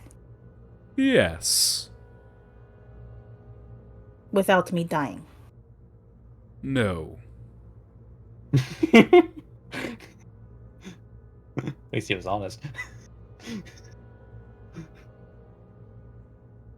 Well, that Well, seems on par with everything that I've been dealing with. You, the witch, Hallelujah. you. Ah, yes. And keep in mind, no one's mentioned your name. Hallelujah. There is one method, but it does involve you dying. But I can bring you back. Interesting. How do you know my name? Is it from that search that I did not consent to? You Oh. were in very personal areas. Sorry. Are you familiar with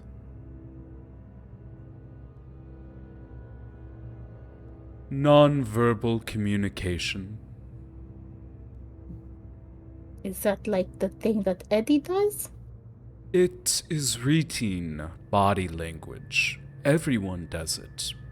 You see someone stomping around, you assume they're angry. You see someone lost looking at the sky, you assume that they're thinking. It is much like that for me, where just by looking at you, I know things about you. I apologize.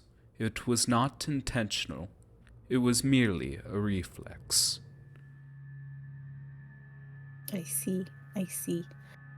So I would like to do an insight check on that. Go right ahead.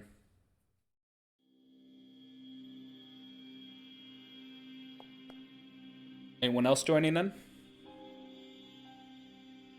No. Okay. 15, and I'm going to roll my bless as well. Mhm.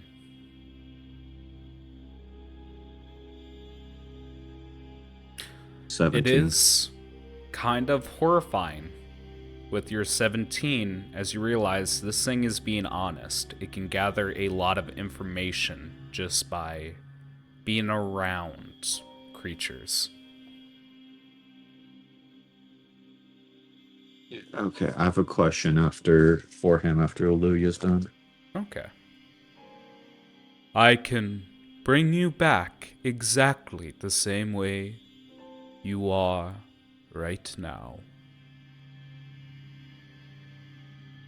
I tend to have a problem saying yes to things that I shouldn't. It sounds really convenient for you to do this for me. I just don't know. Like, group, gang, should I consider this? Well, before you do such a thing, you should ask them how and what would be the cost. Yes, how would you do this? What would you require of me?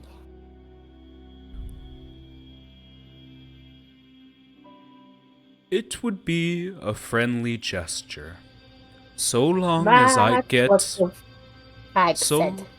so long as you get me in my new vessel, consider it free. How exactly would you do this, though? Oh, it's a long and convoluted process, but if you wish to know what to expect, you would go into a coffin, and then I would shock you. And then, once you die, I shock you back to life. Simple, really. Julia just peers over at Seer. Simple, Sounds So- pretty he says. kinky. So what you're saying is that you're going to induce death for a moment and bring them back from the brink of death. Yes. With me, there is no chance of failure, but if you were to attempt it yourself, I would calculate that there would be a 78% chance. 78% chance of failure.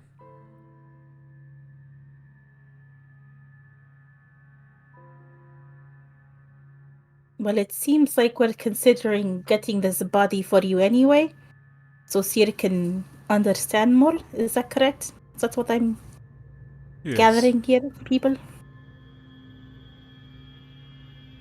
I also see no ill will. You simply are just someone that had not been able to experience the world, which is what explains to my next question. Yes. In your old previous body, I assume you had many limitations, and that's why you wish to explore. Yes. Did you go to my bedroom?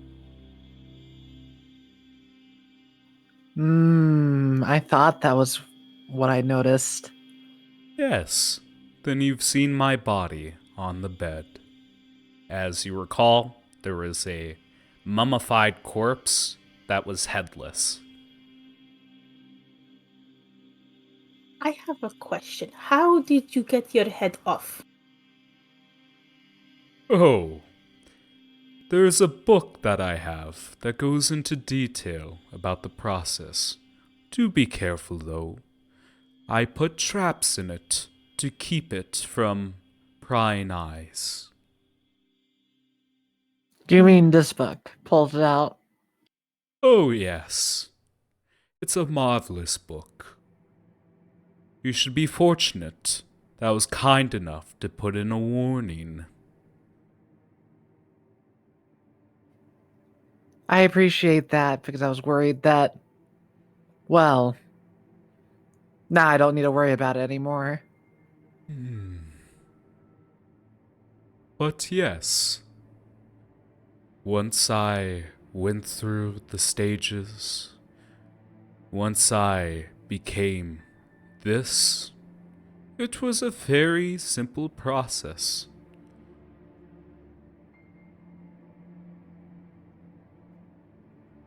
Wish to read more of it, but it's hard to accept that someone dabbled into the arts of the mind flayers.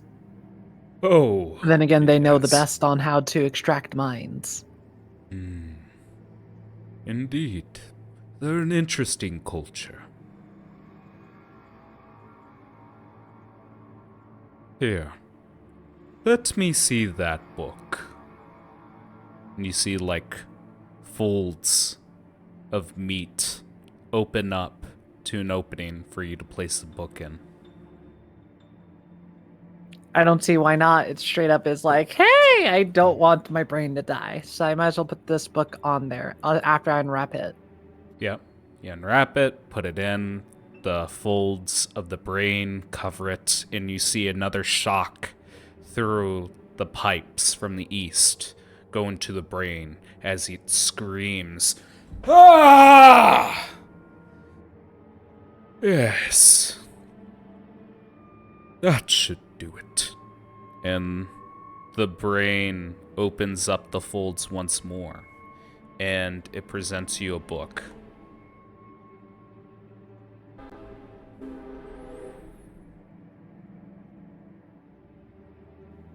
Picks up the book.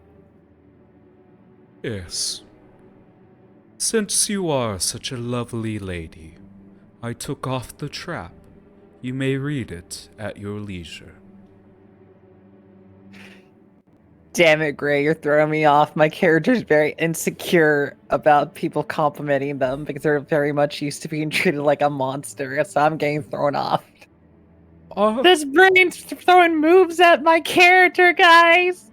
Trying to make a love connection with the brain. Are you blushing?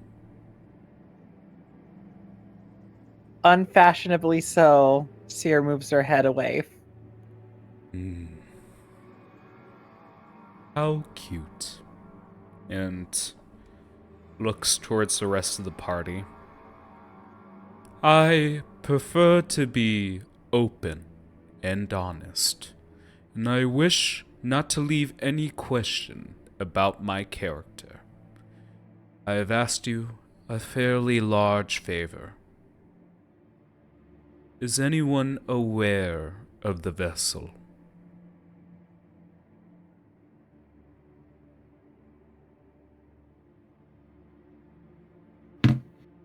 Like, when you say aware, you mean like... Do you know what it is?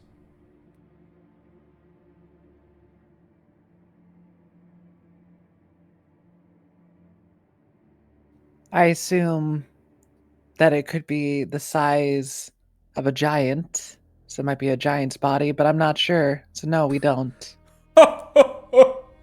Oh, heavens no. Yes. I don't wish to instill any type of deceit. I wish to be open with you.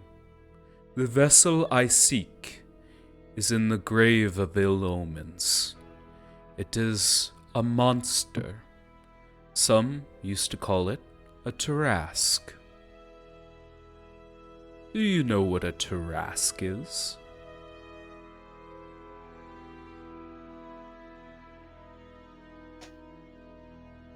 Do I even need to roll, Gray? Because that sounds don't. terrifying. Yeah, you don't need to. Like I always say, if the players themselves are aware of a creature, treat it like a fairy tale. Your character would be aware has as much meta knowledge as you, the player, does when it comes to these kind of situations, just like a troll being weak to fire and whatnot.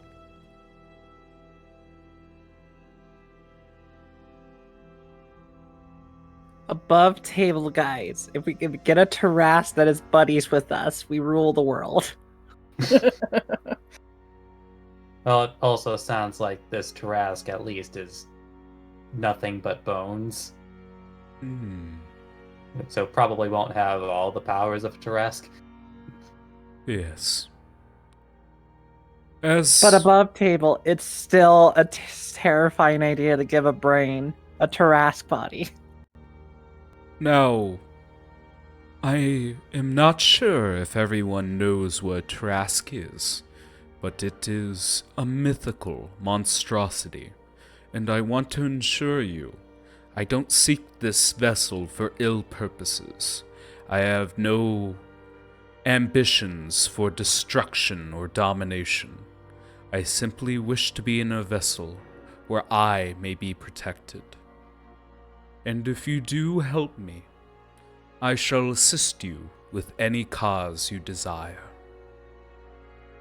Within reason. I do have my own moral compass, after all.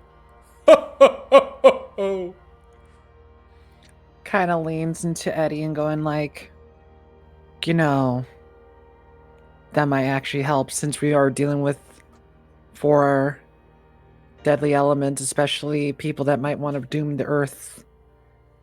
Especially also the fact that they are planning to use my people to cause a war. What do you think, Eddie? I mean, like, also, I think I just want this dude to have it be in my contacts anyway, because, I mean, I like the house where I've been in. It's like, but, you know, if I want a new place, like... I can't deny that either. He seems rather charming in some way. Oh, Alright. You make me blush. And you see some of the Plus folds the of bidets brain. were just awesome. You see some of the folds of brain begin to turn a little bit more red. Does anyone have objections on helping them out? Because it seems as if no. they've been aiding. For now, until, you know, it turns out that he's cursed me like 4 times over and I'm fucked some more. Our friend has been very upset about such as things. You see, I don't dabble with witchcraft. I am a man of science. There is no price, no monkey paw. It is simple and clean. I tell you exactly what I want, and I'll give you exactly what you want. That was not a Freudian slip. That is Gray just being an idiot. Right. I just have issues again, making deals, I guess you would say, and them not turning out quite like how I had hoped. Yes. But, I mean, but don't make this a deal. It could just be like and he kind of like pauses on this one. Pinky promise? a pinky promise. What is that? Alleluia. I Yes. see you are distrustful. If I may, I will give you something invaluable. For free, no strings attached.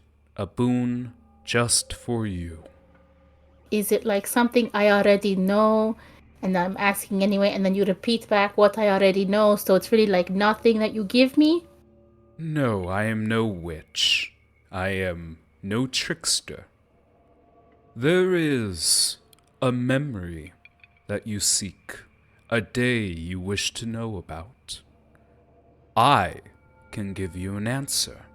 The answer is within this humble abode. Are you familiar with scrying? Yes. Yes.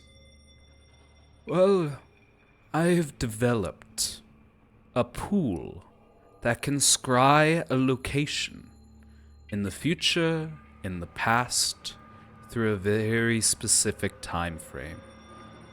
If you seek this pool, you will know what you've always sought after. A missing day, a crime put upon you that you've never committed.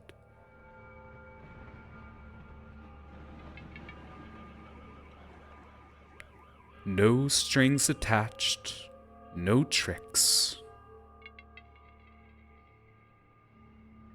You really have those answers? Yes, I do.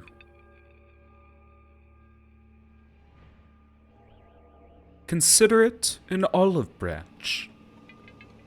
I don't wish to be seen as an enemy. I wish to be seen as an ally, to help you. Right, well, I'm not going to say yes quite yet, but, No need to everyone seems to say be on board. yes. See the pool, then give me an answer. Okay. Just a quick question though. When you're in this big scary body, and people see you, are they not going to be like, ah, and then try to attack you? What do you do then? Ho, ho, ho, ho! Like I said, I am going to travel the world, but in solitude. I know where the settlements are, and I have ways of knowing who lies in my path. I shall be diligent, avoiding humans or anyone innocent. Okay. Okay. Where is this pool? It is in the southeast corner of this humble abode. I do need to mention there are traps along the way, and I am afraid that in this old age and transformation that I've forgotten a thing or two. I don't know where I placed all my traps, so please do be careful. There was something else in that room that... What was it? And you just see the bumping, the bumping, the bumping, the bumping as it gets faster and faster, and then a shock goes through the tube again. Ah! Yes. What were we talking about? There was a thing in the room with the pool. Traps you can't undo, but there's something else. Yes, that's right. It was. And the process repeats itself. It seems as if there's some kind of block in his mind. Okay. Well, we might as well make our way then. If you I ever guess wish. real quick, Yes. like, I know that, like, I guess maybe he's more supposed to, like, keep an eye on us for, like, somebody that we don't want to, but, like, can we do anything for this little dude? Because, like, he seems really nice, but, like, his master seems really mean.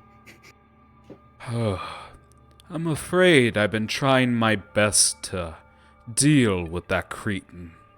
The necromancer calls my home his own. He's tried to claim my beautiful facility. Yes, it would do well if that one were to just perish. But I am sorry. There is nothing I can do for this creature. What exactly is it? And again, there's like a force that goes around the bird and squeezes him slightly, and he goes, "What the hell do you think you're doing? Stop touching me, you dumb bird!" Ah, what a pitiful creature. There's a spark, a defiance, an ambition. Why, you're a lovely bird. And you see that the bird kind of blushes at that.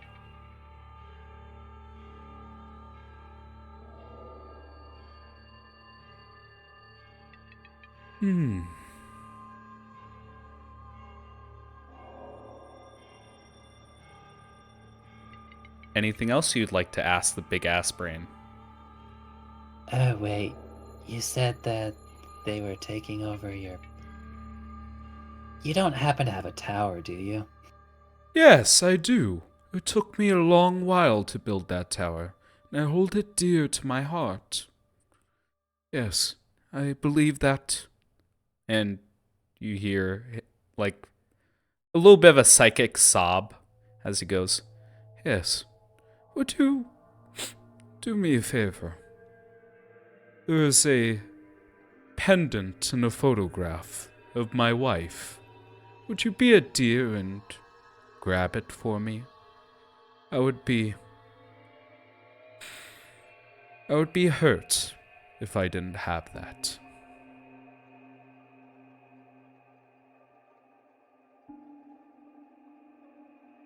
Yes. Like...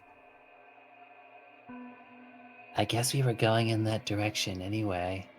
It is 'Cause it is directly to the south. There is a stairwell that goes upwards that leads to my tower.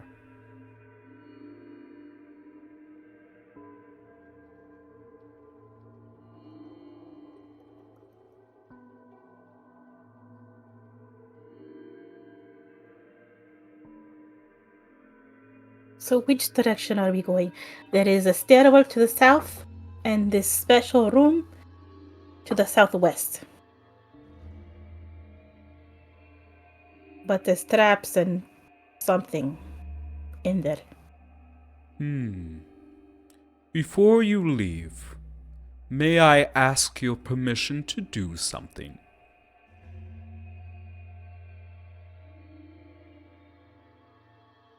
Like all What of would us? that be? May I maintain contact with you all?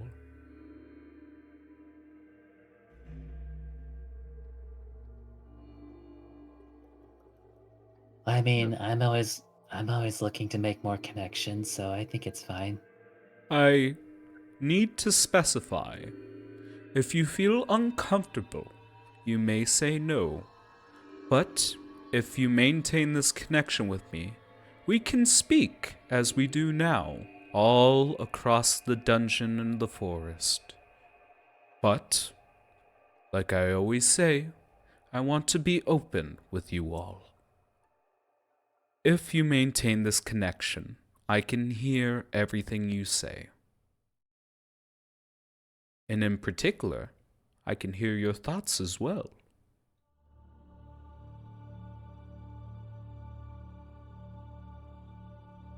I have I'm no. already a pretty open book, bruh. You're I have saying no Seer? qualms. I was say I have no Yeah. qualms. My Mhm. thoughts are very clear. In fact, if you see a thought, you could comment. I constantly think upon things, so Yes. It's quite strange that I see such a cute unicorn in your head. You're such a delightful woman. we don't talk about Mrs. Sparkles. It's quite strange that it has a mohawk, but it adds a bit of style to it.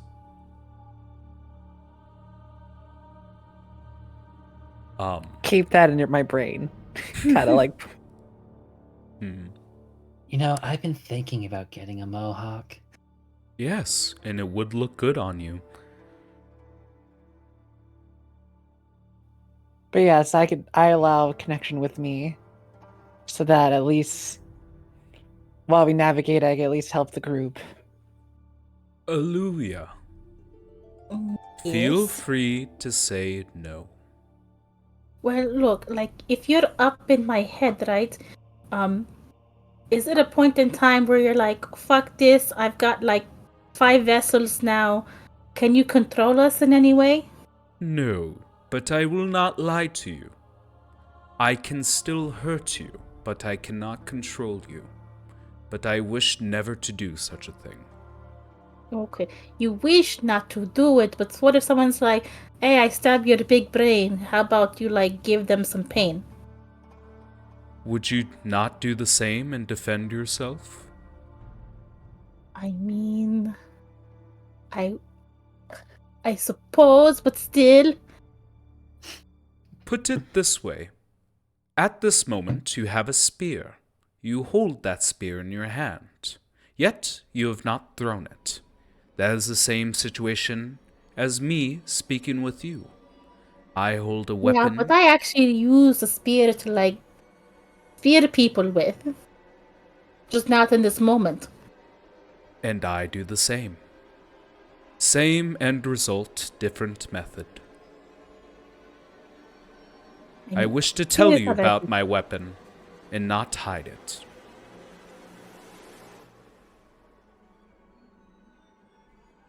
I think everything should be fine as long as you two don't butt heads.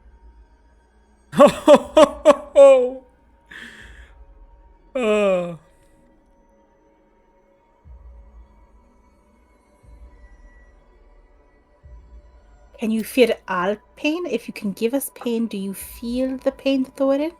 No. What is the best way to describe this?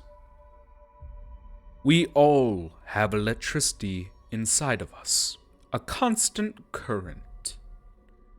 I can adjust it so that current is painful. It surges. It is a natural part of your body that I can manipulate. Cool, But cool, that cool. is it. What about making it so the current doesn't hurt us ever? Like you seem like you're smart and capable of doing this. Are you suggesting to make yourself resistant to lightning damage? No. More like if you can make it so you don't get hurt, make it so like we don't get hurt. Okay, I'm sorry. What the fuck are you trying to pitch towards this giant Oh ass no, brain no, monster? I understand what's happening here, and I think Eddie is actually going to respond to this one. Yeah. It's like, no, I think what the dude's saying is that if like, you know how like we feel things, and that's because like there's a bunch of like lightning electricity stuff in our bodies, right? Mm-hmm. That includes pain. So, like, what you're talking about is like, what would happen? Like, maybe they could take away or like mess with the way that you feel pain, but that doesn't mean that it doesn't still hurt just as much. Well, like, it still hurts you, but you won't feel it. Got it. Get what I'm saying, bruh? Yes, I suppose. I guess why not? Everybody seems on board. Let's all get mind trippy with Brain Owen. Oh, you are so lovely. Thank you. Mm. And you, Mavet? I have some questions first. Yes, ask away, my curious friend. Okay. My question is, what relationship do you have with the Zombrium that I have seen at the entrance of your fleshy home? Oh, yes. It is trying to worm its way to me. I'm afraid I have a small amount of time before it strangles me and kills me to take over my body. And unfortunately, after that, I cannot say what kind of purpose it'll have for me. But I don't believe it'll be altruistic. Okay. And where do your pipes lead and what do they carry? Oh, what a marvelous question. The pipe to the east connects to 4 sarcophagi. It is hidden from the hallways and chambers nearby. It gives me life. There are 4 ancient corpses that invigorate me. To the south, that pipe leads to my experimental facility. It controls how hot it can get and how cold it can get. That's why this room is a nice even temperature.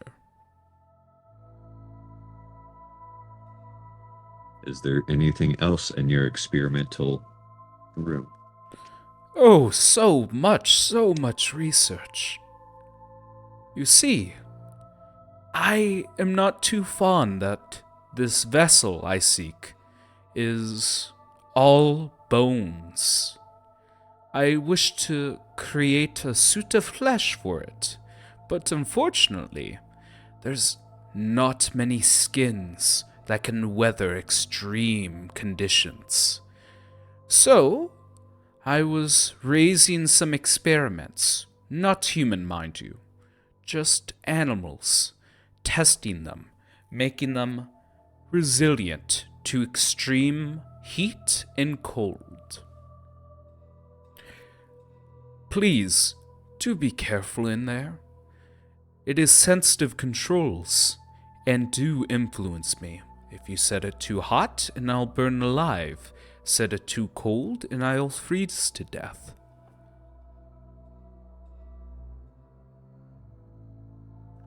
Interesting. And last question, who are these praying to you?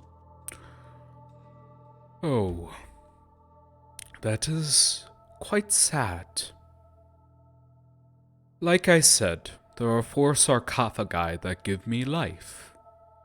They were not very good people. Within their bodies were, yes, the souls of the damned. All they know is how to pray for forgiveness. I wish to set them free. Do not misunderstand me. I do not mean to set them free as they are right now. I wish to help them move on to greener pastures.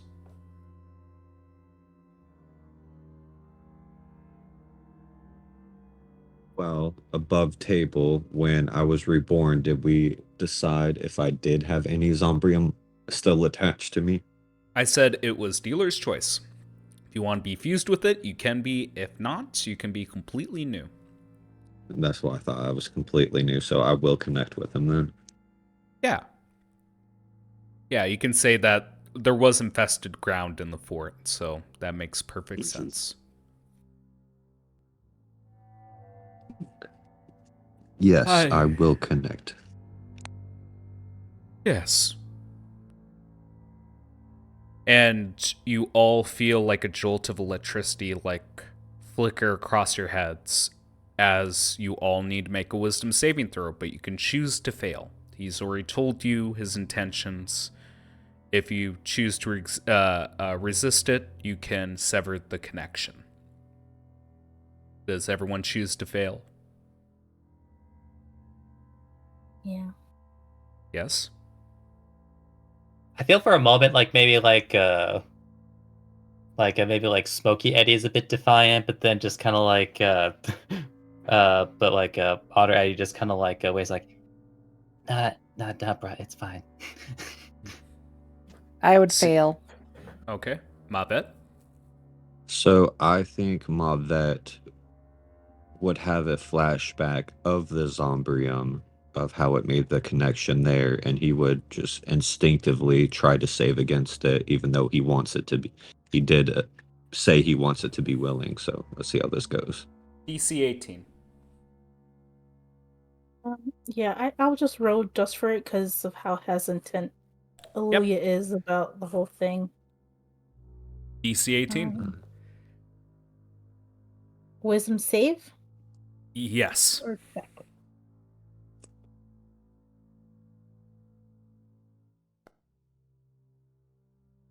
Relax, Mavet.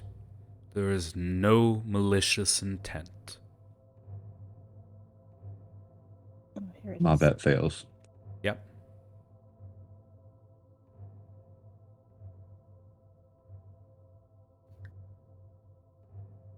How do I do this? This is how you end the campaign great, by making us accept a brain monster and then killing us all at once. Yeah. How do I? Did anyone else get like a jolt in their nip piercing, or was that just me? No. Eddie, do you have any extra of the nip piercings so we may be closer? If memory serves me right, you open up the character sheet and press, yeah. Yep, you got it. Yeah, Oh, don't you worry, bro. I succeed. got you covered. Yeah, the connection is severed, and the brain, Owyn, goes, "My Aaliyah, if that is your wish, Well, okay, just give me a moment. it is fine." It's not intentional. Okay, do it again. know. It wasn't on purpose. It's just to save myself. Go again. It is fine. Yes, we shall connect once more. And he tries it once again. Are you going to make another wisdom saving throw? No. Okay. Everyone chooses to fail. And you are now connected to the brain monster. Just over the table, me being honest with you guys, there is no nefarious effects, no malicious intention. You guys don't suddenly die. You guys don't suddenly start acting weird. There is just a psychic link between you and the brain. And this will last over 5 miles away from this creature. So essentially, anywhere around here, you can still communicate with the brain. Okay. But like Although he said, incidentally, in the alternate universe, it's like they won't think twice. They don't got a brain. Brains, I'm okay. There you go. But like he mentioned before, he is capable of eavesdropping, although unintentional, and he is capable of causing you damage from afar. But just like he said, he's putting all of his cards on the table. Yes. Thank you for trusting me. If you wish for a quick exit, Down the hallway you came from, first door on your right, which would be south on the map, there is a magic circle that can help you teleport away from this facility if that is your desire.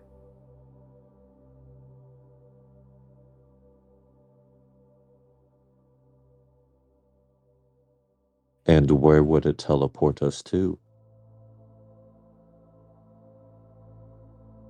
It would bring you to the Dead Woods.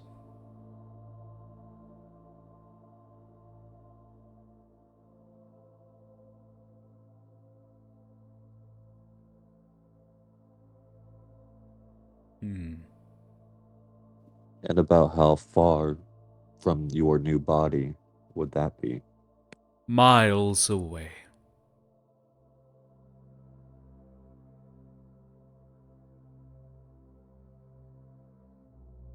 Now,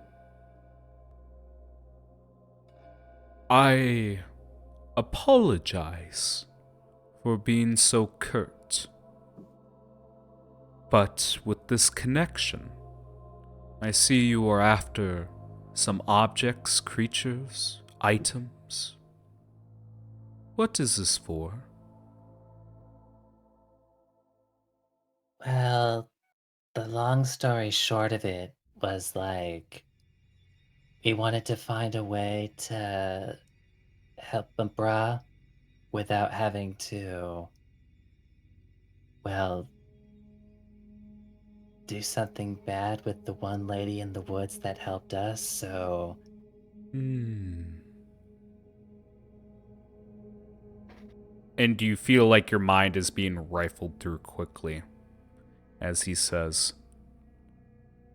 yes, it is a solution for not killing someone to replace the ward, but I'm afraid that it would still not break the curse. It would not break the curse? No. You can't kill an object.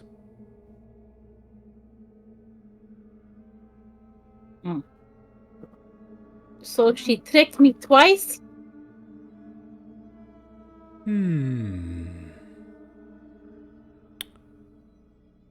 This Velma lady? If you must say her name, yes. Yes. She's what us wizards would call a crafty bitch.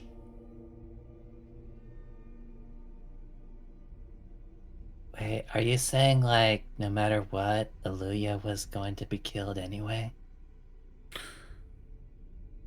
Unfortunately, with the course of action you all set out to do, it would not satisfy the curse. She specifies that she wants to kill the ward, the magic circle. What you would do is replace it.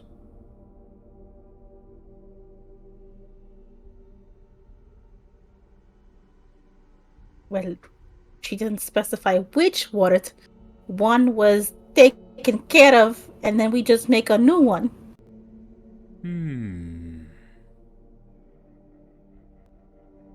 Not to worry.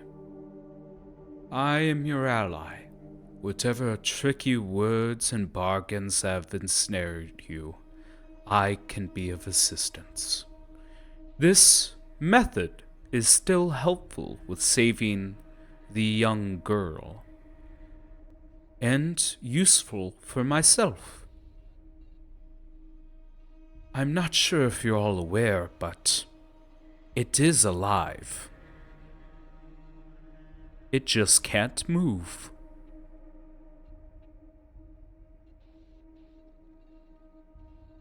That's me after one too many drinks.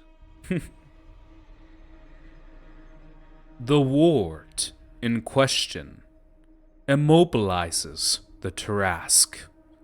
A necromancer back in the day by the name of Owyn resurrected this beast.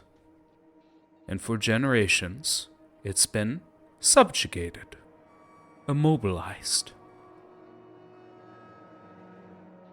The method you have will keep it immobilized while saving the young girl. I applaud you.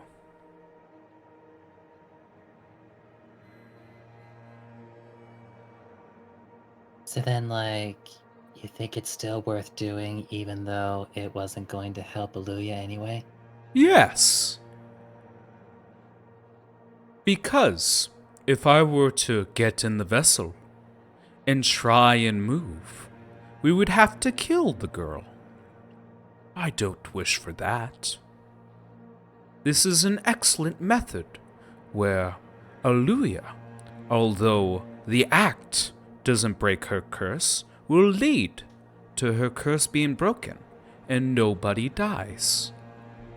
This is an excellent outcome.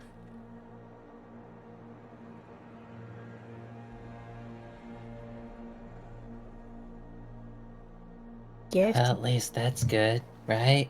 Just like I- looking over at Aluya. Sure, it's just one hit after the other with me. Okay. I don't want the girl to die.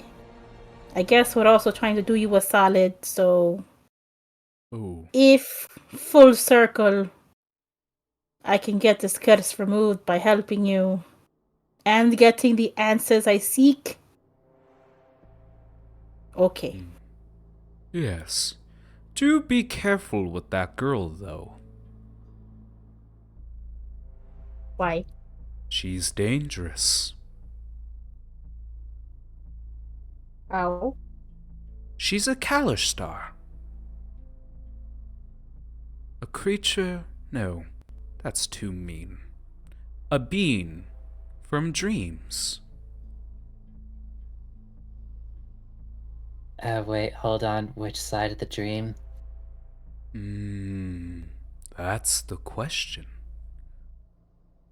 The world of dreams is divided between what is pleasant and what is unpleasant, hopes and nightmares. But need not fear. She is not born evil. But with the world we live in, Genasi, changelings, and Kalishtar, they're hated. In one way that the Kalishtar hope to survive is imprinting memories of being friends with people who seek to harm them. I'm afraid that if you get too close to this one, she might become an old friend.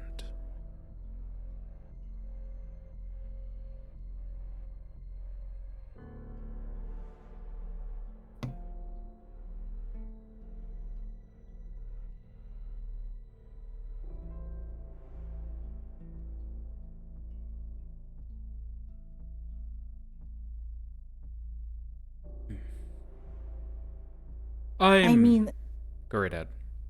so we have to go right away.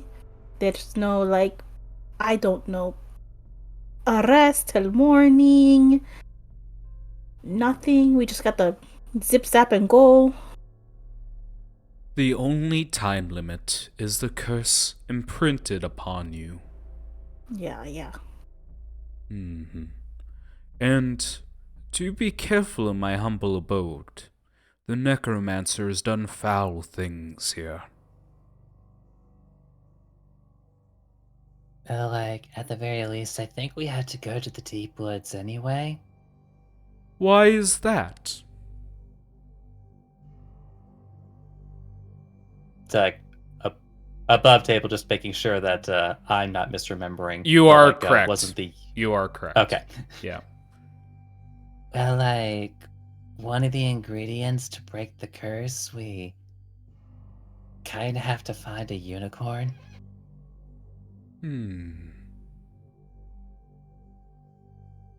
Yes, so why Unless would we you go knew that- there?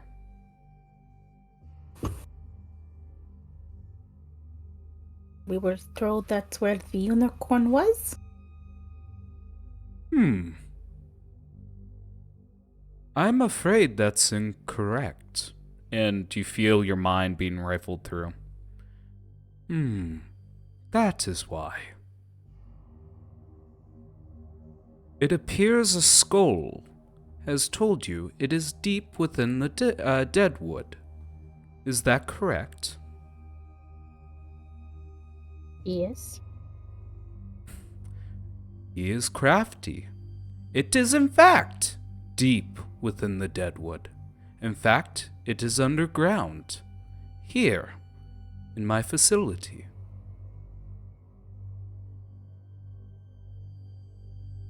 Oh. Oh, It that is makes a lot of sense. indeed deep within the dead wood.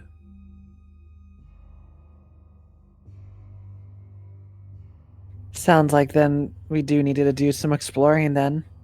Yes. Please do be careful, though. It's been a while since I've seen the creature. And I'm afraid... Yes. I was not too kind to the creature. I by no means tortured it. I merely needed a bit of its blood. But, yes, needless to say, it accelerated my process to the end.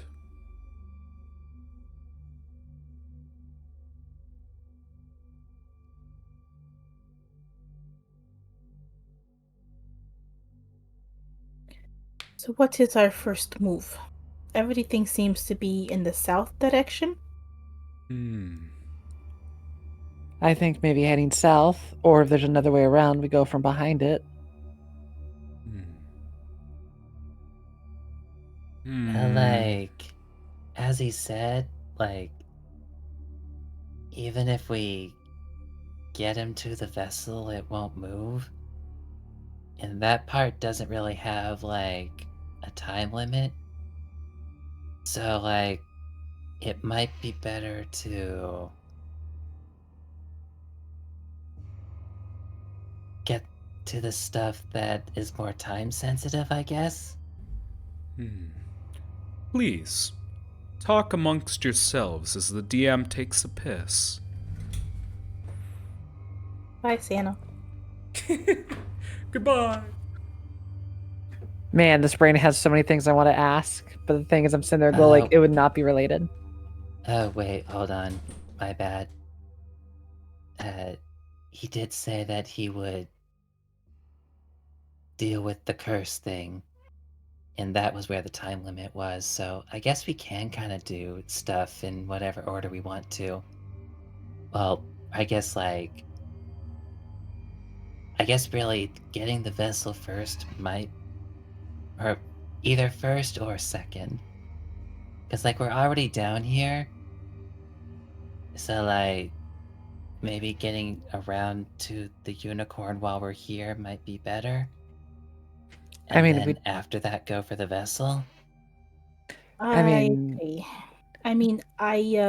I do not like this clock, death clock on me, but if we're already down here and I can get the answers that I need about what happened, if I die, at least I will know what happened, right? That's how I feel. It would just, like, help us get rid of the clock entirely if we can get to the vessel. agreed. I think then, well, I think the key thing is that we should find the unicorn and then the vessel if it's along the way, because the unicorn can move. I don't think the vessel will. Oh, heavens no. My vessel is far too heavy and big to move.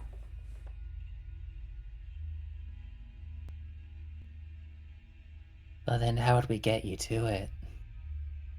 Oh, now that's the trouble, isn't it? I will think this over and give you a solution when the time comes. But unfortunately, There are many obstacles between then and now. As I mentioned before, there is a dryad that guards the entrance. He is not too keen on allowing me to touch the vessel. For good reason. No one should be trusted to touch that corpse.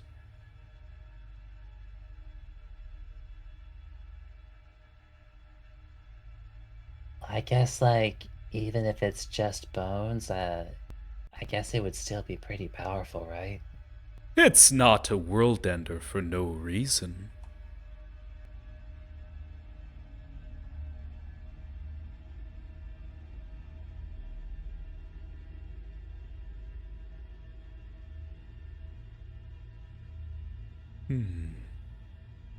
But yes, this dryad, he goes by the name of Iorgu.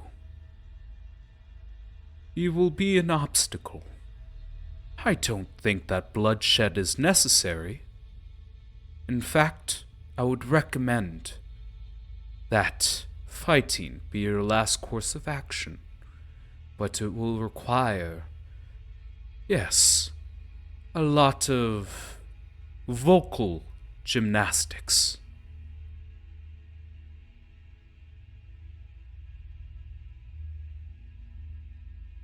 Well, I am pretty flexible. Good. Is there anything else you'd like to ask me? I do, but not now. They are more personal questions. For the time being, it's time for us to get down to business. I would Oh, love hey, that. do you remember how big this skeleton is? Oh, it is gigantic. Gargantuan, even. Oh, you know what? I think I know how to carry it. Oh, really? Because I think it would just barely fit in my room. Now that I would love to see.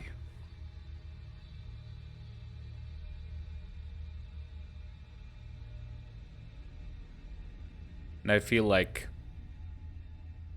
each one of you, there is like a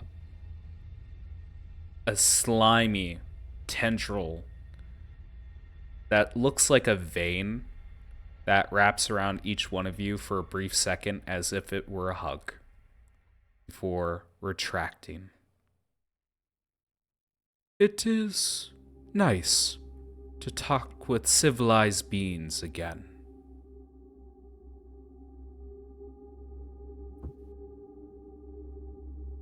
After that interaction, Mavet gets back up off his hands and knees, says thank you. Anytime, wooden friend.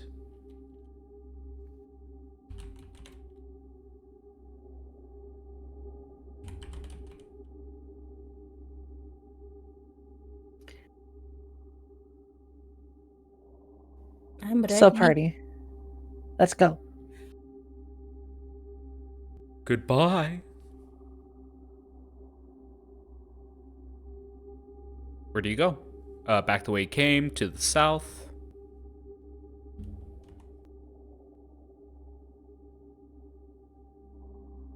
I think, yeah, I guess you were gone, but I think we pretty much agreed to go ahead and search for the unicorn in the facility, and then we would work our way around to uh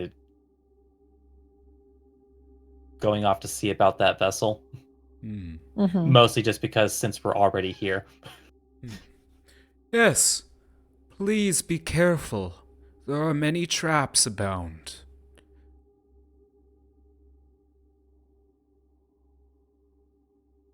And you guys can leave.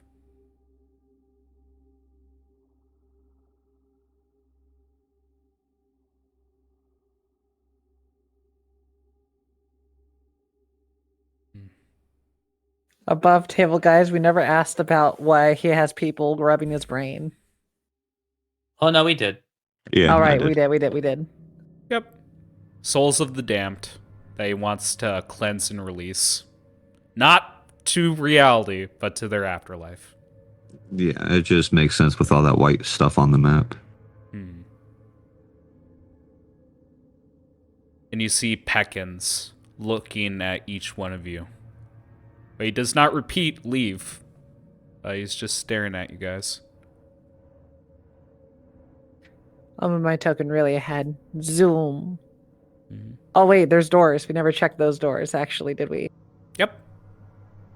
You Well, know. we know the first one on the right is a transportation circle. Yep. You don't know about the second door, though. Oh, sorry, I was typing stuff. I don't know where you went. Might as well open the first door and just see inside. Open the door. Oh, are you going down south? I don't know where everyone Well, went. I was typing to in the notes. north. Everyone's gone. To the north. Well, far north. Okay. You open up the door. Sadly, you'd Leah. have to see our tokens to know where.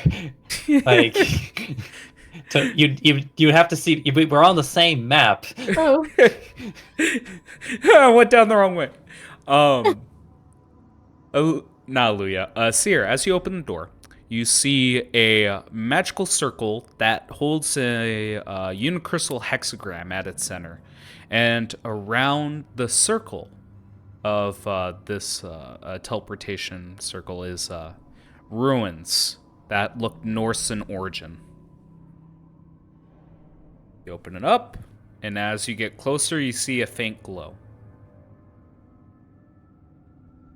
And judging by the circle, I'm gonna give this to you because of how high your intelligence is.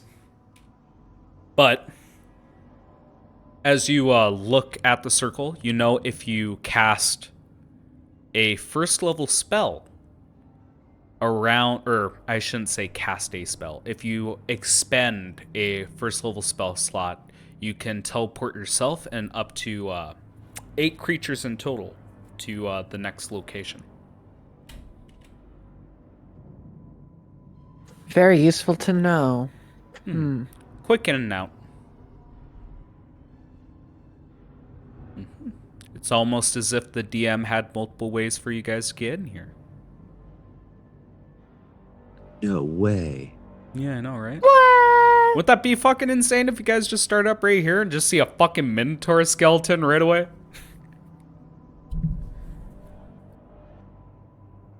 Sometimes you gotta meet life by the. They gotta take life by the horns, you know. There you go. Mm-hmm. Gonna open up the second door then? Ooh, what is behind door number 2? And just to clarify, like from now on, if you guys don't specify that you're stealthing or taking any precautions, I'm just gonna assume you guys are opening up the doors. Yeah, well, Mavet is going to be cautious while opening it. How so? Are you stealthily opening the door? Well, is there a knob on it? Yepperoni, fresh and fruity. Okay. And Mavet it's will warm and throbbing.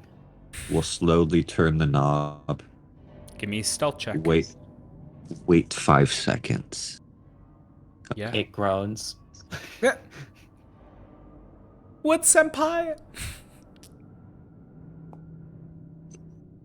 Okay. Open You see, the guys, door. it's funny because knob can also be a word for penis. Thank you. Yep, 16. Open the door. Okay. Wacha. Damn it. Fuck your token. Seer, can you move one to the right for me? Sure. Yeah, just hover over his token. There you go. All right. So what you see, Mavet, as soon as you open up, you see a statue of a woman on an altar holding a staff. Right below her is sacrificial art. I shouldn't say sacrificial.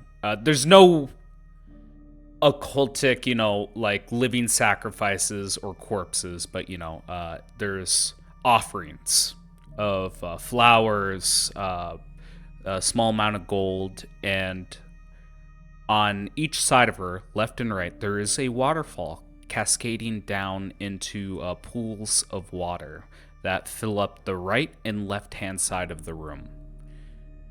On the center, there are two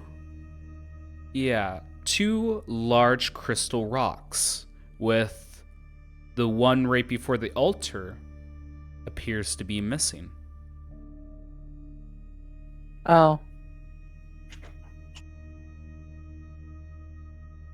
Mm-hmm. Looks like Seer has the answer. Okay. Well, Seer, would you like to lead the way, or would you Steals the want me other to rock. take the first couple steps? Yeah. I could take the steps. I don't mind. I've been already hit in the face with something numerous times. Mm-hmm. Been struck by lightning, literally a fire, acid. What else can thrown at me? Water. Your natural enemy. Okay. You go in there. What do? You see a sullen looking woman as a statue. She's just giving you the Mona Lisa of looks. And there's like offerings on her and stuff like that. Yep. With staff in hand.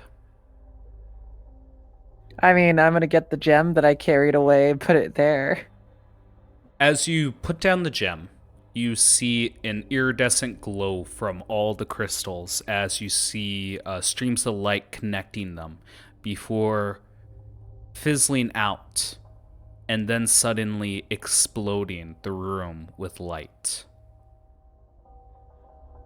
You have a feeling that this is an enchantment altar. And if you were to use a staff, you could store up to a 3rd level spell into the staff and use it. Just to clarify, you're enchanting a staff, and you'll get a set amount of charges for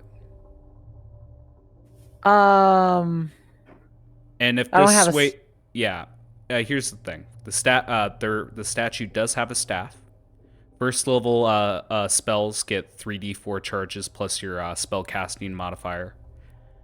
A second level spell gets 2d4 charges plus your spell casting modifier, and a 3rd level spell gets 1d4 plus your spell casting modifier.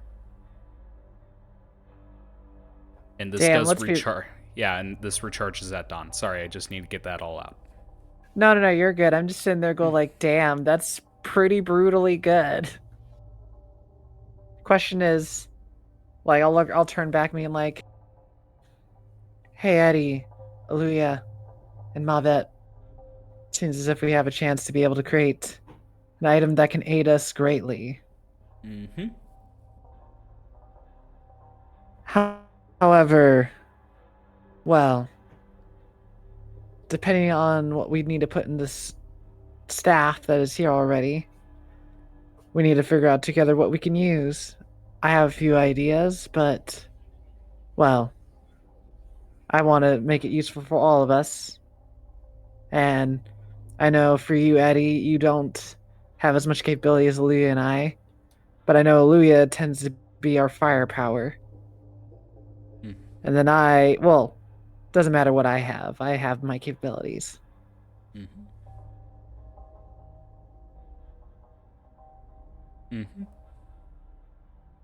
Mm-hmm. Yeah. So like I said before, if you guys do enchant a staff, recharges at dawn with exactly what I just laid down. And if you expend all the charges, it's the typical roll d20 on a 1. The staff fails to hold it its magic and disintegrates. Above table, guys, I have a few spells that I could put into the staff, but are there some spells that you think would be more dire to use? Mm-hmm. Keep in Because mind, it holds 1 spell. Well, that's what I'm trying to get at, because I have one spell that would be very useful to use. Catnap. There you I have 2 that I think would be cool.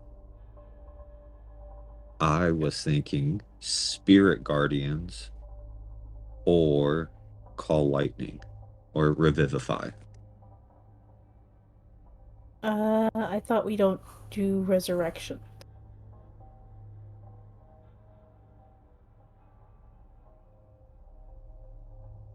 I mean, Wait, when was that a rule? when was that Did a I rule? miss that one?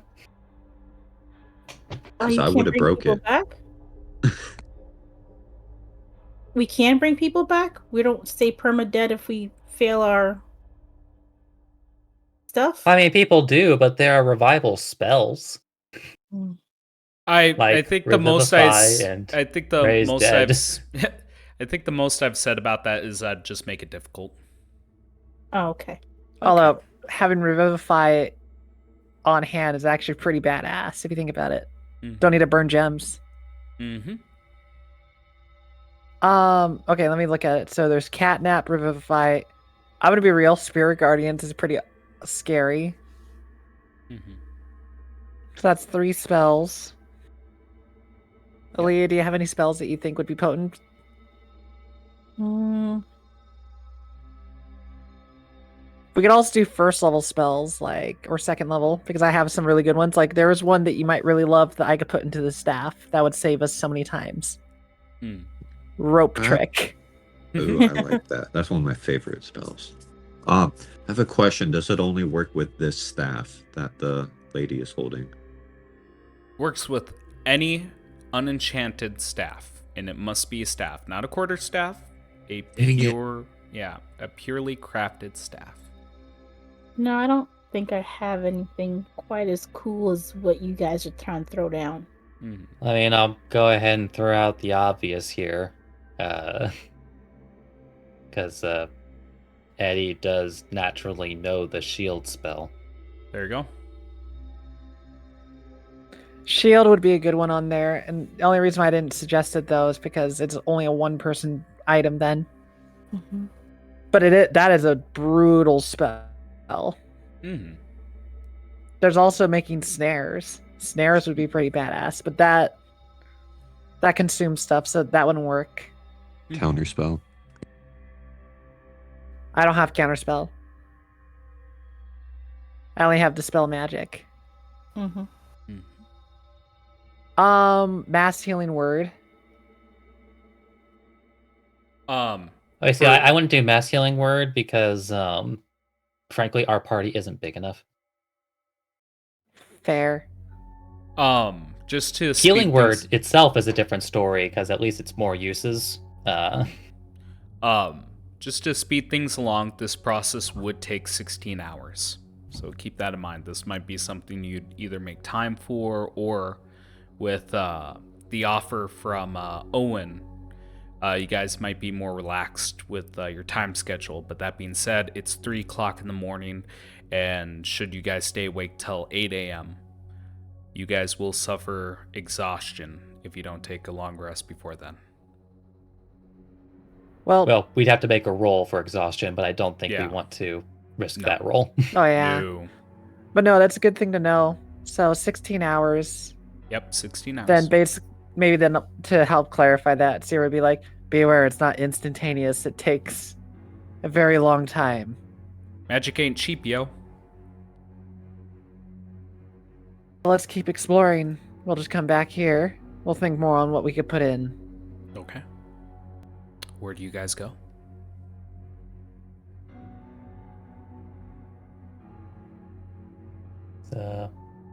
Well, I think the only place that we know of that we haven't actually gone down is that southern road. There is also a passage to the east that you guys didn't take. That was in the cavern system. Remember, there was a split in the road that also takes a direct route to the southeast where you guys are heading. We So could there also are two traverse those options. puddles. You could. There are 3 options you guys can take at the moment. Either backtrack to the cavern and take the path you haven't traveled, go directly south down the hallway right now, or go through the aqueducts.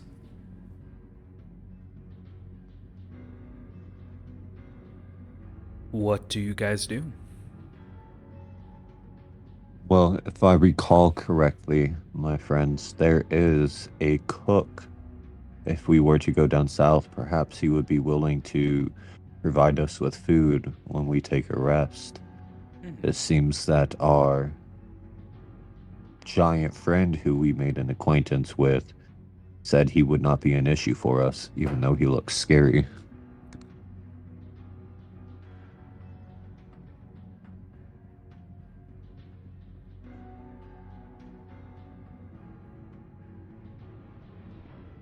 Well, if we at least open the door and see what's in there, then if there's not safe things in there, then we could take the other path.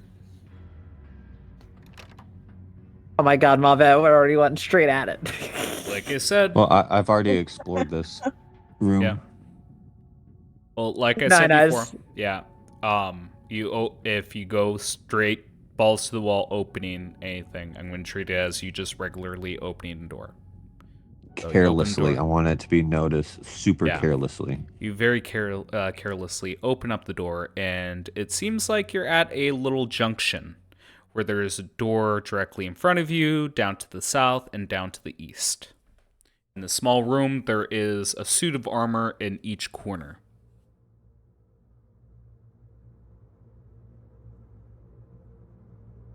Where do you guys go?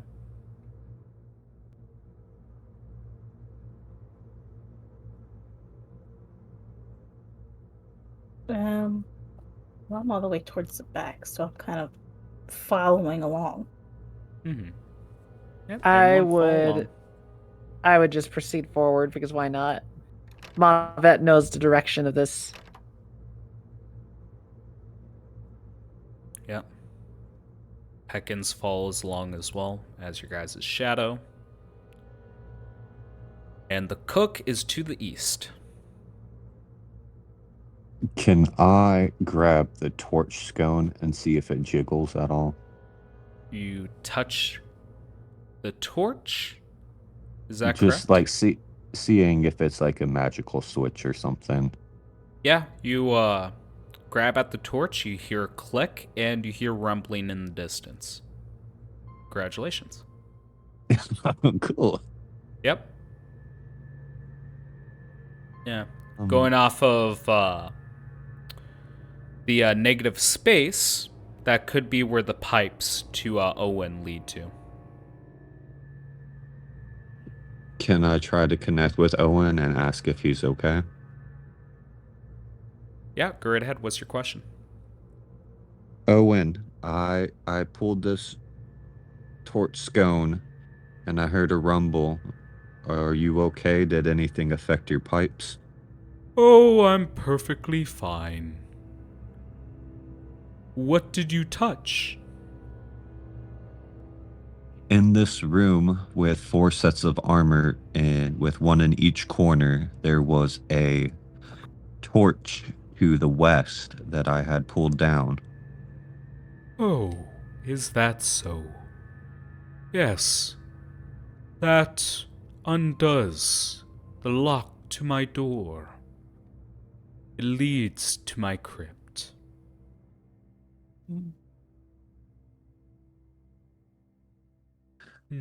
Good to know. Thank you. Yes, anything for you, friend. Well, Seer, the chef is through this eastern door. If you would like to proceed.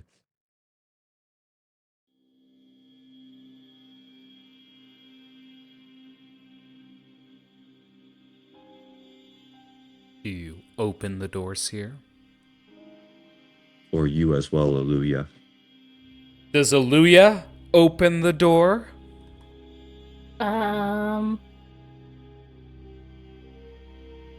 Where's We the must door? find out. Which door? There's 1 and 2.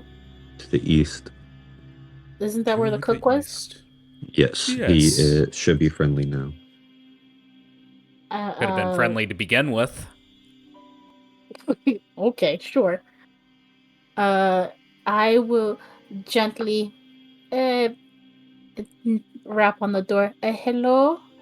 I'm going to gently and cautiously open this door. Do not get spooked. Remember, your boss. We made peace. Don't harm us. And now I'll open it. You open the door. You enter. Oh, he a big boy. Yeah, he's a big I boy. don't see what everybody sees, but okay. Enter in and you'll see. I'm going to step in. Like I said, be cool. Alright? Hello. Greetings to you. Oh, hello. A white goblin? My, you're a curious thing. Sit down, sit down. I'm going to stand. I appreciate it. We're just kind of... No, no, no, no, no, no, no. I have a great feast. And you shall be my taste tester. Well, I think I might have an allergy, crazy. I've got other people here with me. Allergy? What is an allergy? It means certain things I get a reaction from. Like You'll get a reaction from this. It'll make you but not a happy. good kind of reaction. Like my throat closes and my life. That's how you eat food. Your throat No. closes around food. No, not Oh that. my god. I love Kind of die. I because will cannot eat it. breathe. There you go. You have someone behind me. You'll see him. Hey, come on in, my vet. Who? Ooh. You're a wooden goblin. My, I haven't seen something like you before. Please, eat. Do you eat? There is a Oh, small good. feast before you. I'll sit at the chair, and what should I try first? Yes, I have steamed ham. I have No, I can't say that. I wanted to say Yeah, Italian I can't do chicken. ham. Yeah. Oh yeah, that's right. I have barbecue chicken. I have rotisserie. I have all sorts of things for you to eat. Would you like an egg? Whatever you would suggest to start the feast off with. I will Everything. try one Eat of everything. Hmm. Who Then I will start with the participates? egg. Does anyone else eat? I'm gonna wait a moment for my vet. See what's happening. As you begin to eat, Mavet, make me a Constitution save.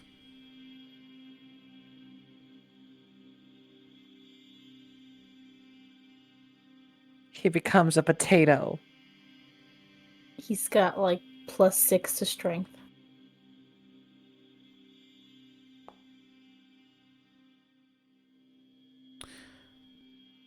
It is uncontrollable.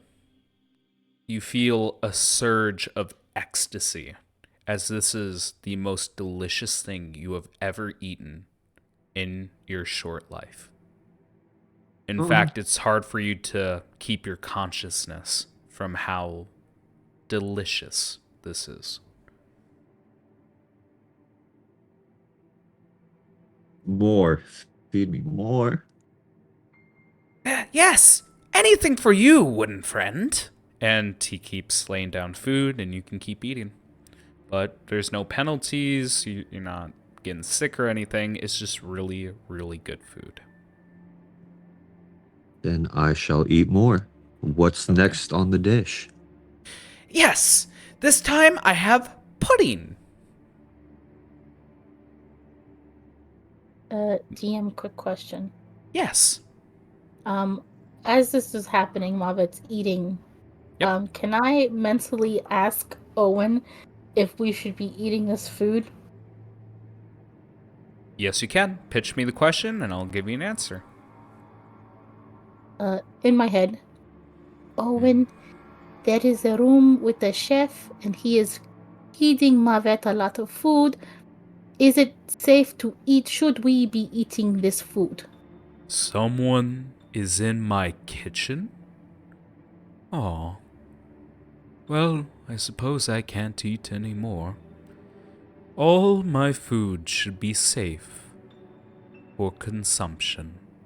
Well, you're connected to Mavet, right? So how is he feeling? He feels nirvana. All I'm getting from him is extreme amount of pleasure. I'll just lean over to Seer. So I spoke to Owyn, and all he feels with Mavet is nirvana, much pleasure eating the food.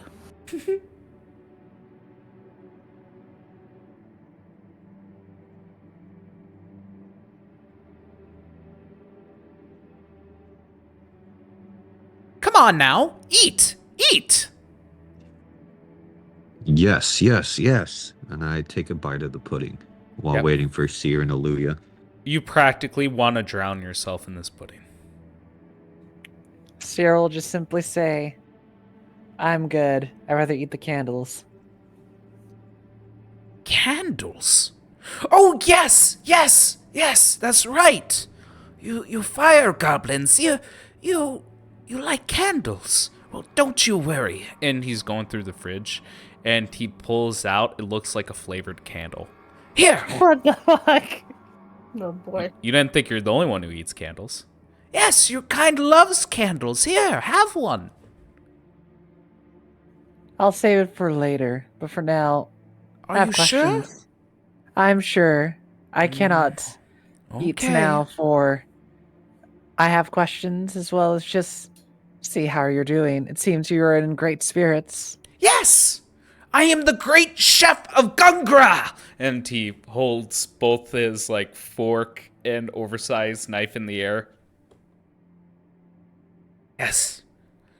I am the final frontier against the war on hunger. Our troops live every day because of me. I could see why you are so zealous in your work. Zulus? It means passionate. You're in love with your craft. Yes, I love food.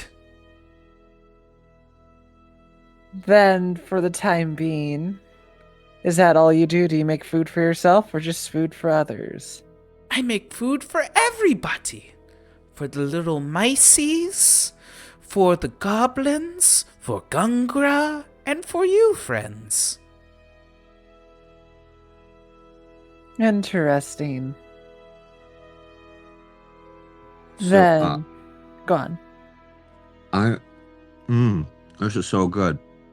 So, I'm wanting to see if I could just, happen to use a tool proficiency in our talking, but asking him, like, if there's any secret ingredients, because I have proficiency in cook's utensils. Oh, okay. Yeah, go right ahead. Go ahead and try this.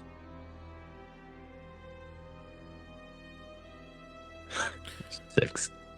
I can tell you that there is a magical quality to the food to enhance its flavor.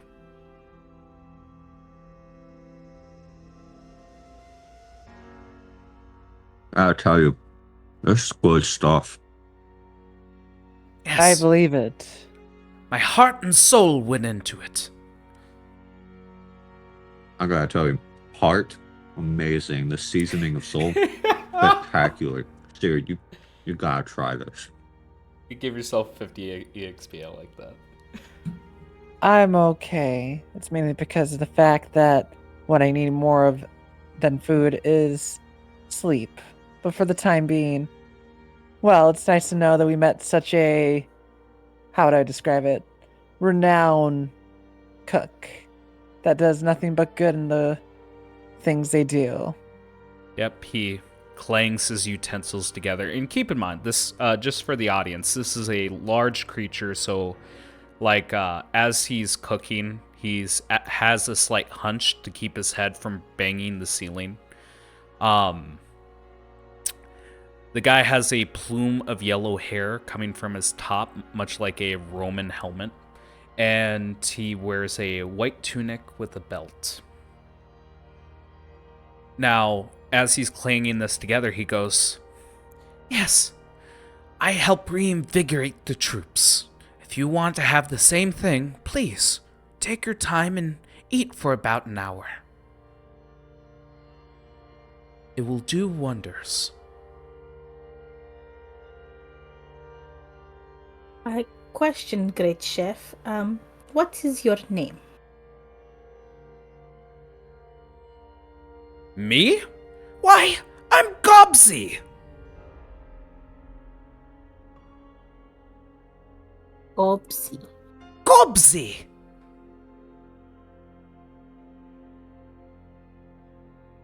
Oh, thank you. Nice to meet you, Gobsy. It's nice to meet you too, White Goblin. Okay.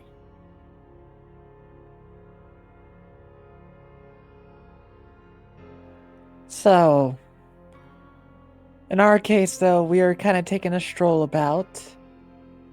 And the reason why I mention that is mainly because, well, we just like to know a bit more about this area.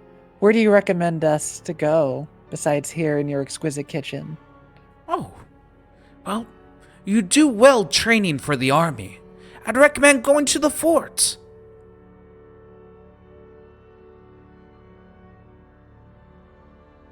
Fair.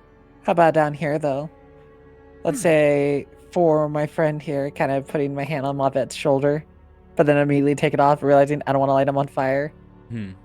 Going like, if we had to take a stroll to walk off to delicious food. Well, Gobsy isn't allowed anywhere but the kitchen.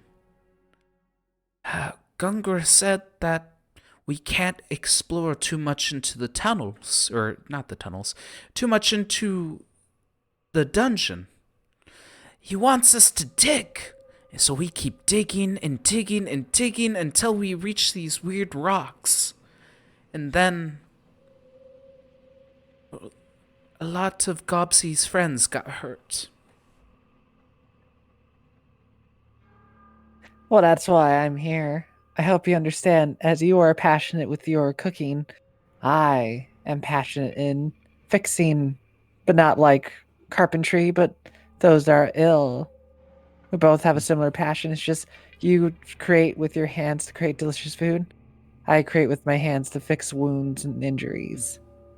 Well, Gobsy and his friends, we kept digging. We want to get to the center. Gungara said something about a grave.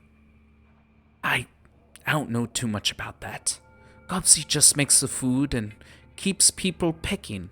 Picking.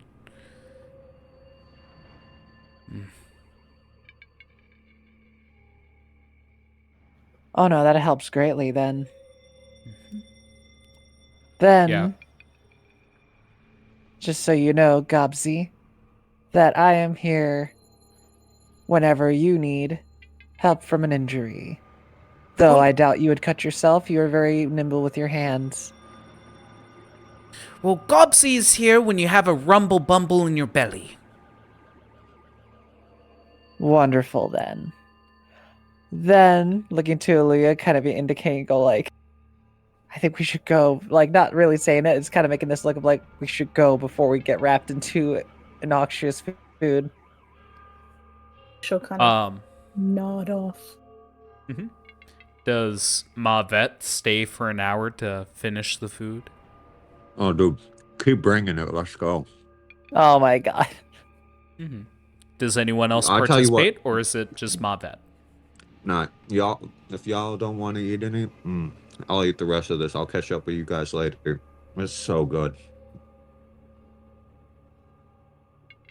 If Mavet gets a Mhm. full rest from this fucking food, I'm gonna be pissed. You can try to eat.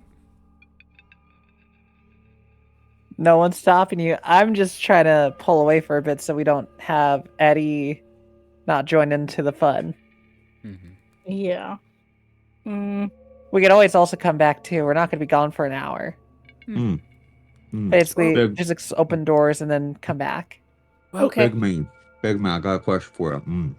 yes. I got this really, my friend. It's kind of fourth wall breaking, but he's not here right now. But you got like a little to go box I can or crate I could take him. I'm sorry, but Gopsy puts a lot of effort into his food, but people need to eat it right away to feel the vigor. That's okay. You know what? I'll eat enough for all of us. You ladies, you go. I'll eat this food. All right, we'll explore. Okay. Where do you girls go then? I'm gonna say that in the meantime, Eddie is joining with the feast just to put him somewhere. Fair enough. Yep. So where do you girls go? Where do you explore?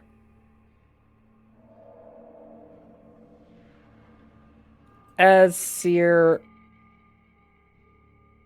looking to Peckins, they kind of go like, so, were you aware of their capabilities of a good chef?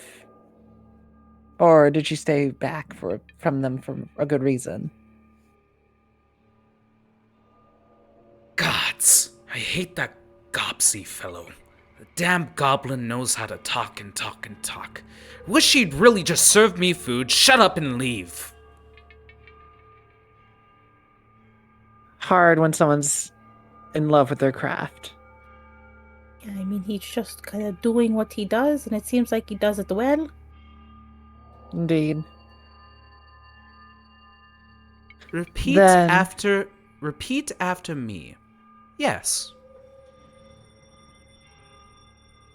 I think it might be safer for you to be there, though, with them, unless you want to join us. I can never leave you alone, you dumb bird. Then, Aluya, shall we keep exploring south and just take a look? We don't need to go anywhere dangerous. Ah, yes. We can do so.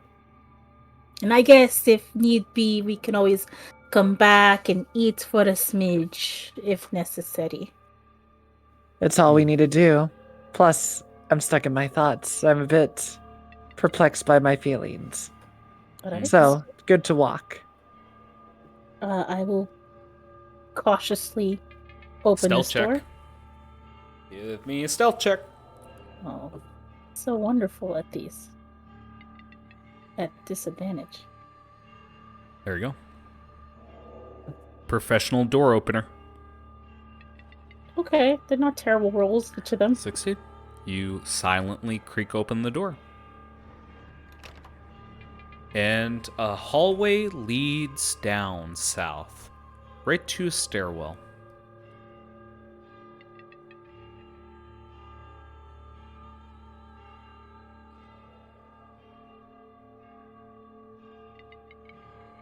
You fall in suit, Seer?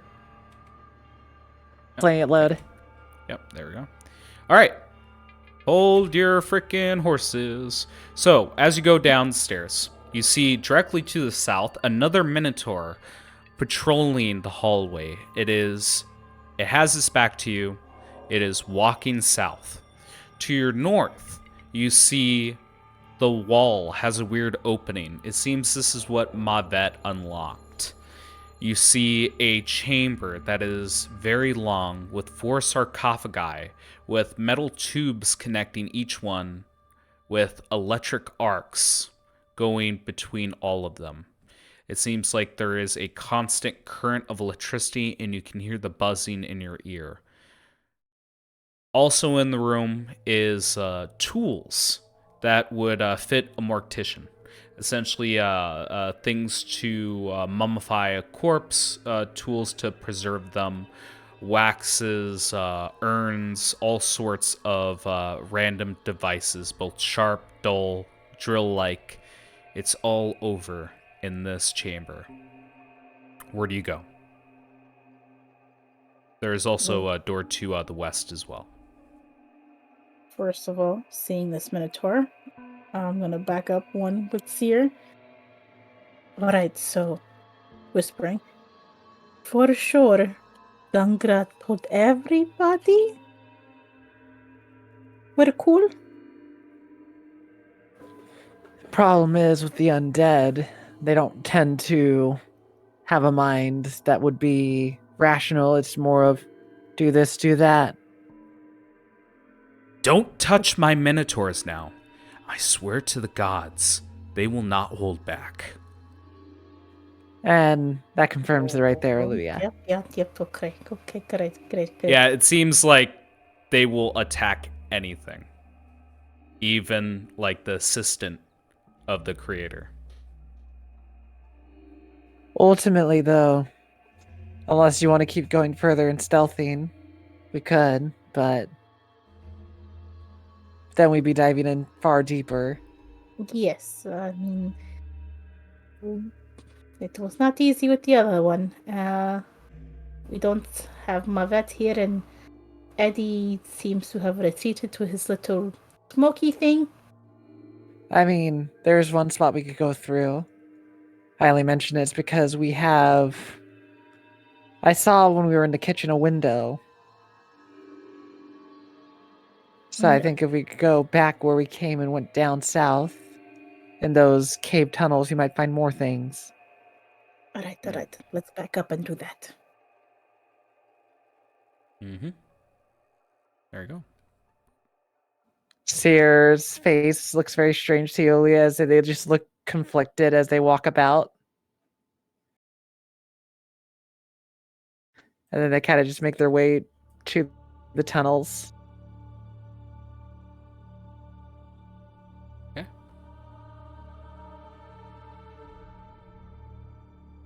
Well, the window seemed to spew into here where we fought the Genasi versions of me, goblinoids. Okay. So you're speaking about the little thing in the kitchen? Yeah, like I saw a little window right here. It's not a window, it's a small crawl space. Ah. Mm-hmm. Yep. Still probably noticeable. Yep. You can still go to to the east. There's an unexplored tunnel over there.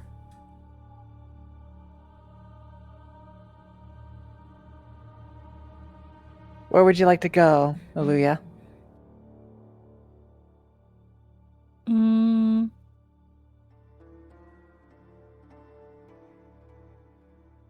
There's down here, right? That we didn't do? Down there to the south is exactly what Gobsy was talking about. It looks like there's tunnels that run into strange blue rocks.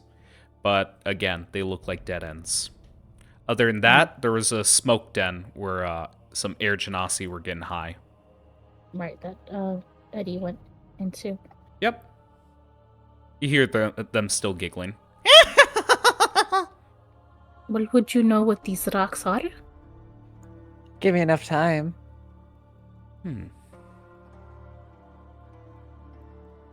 Okay. Would you like to do arcane check? I'd love to do an arcane check. Yeah, go ahead.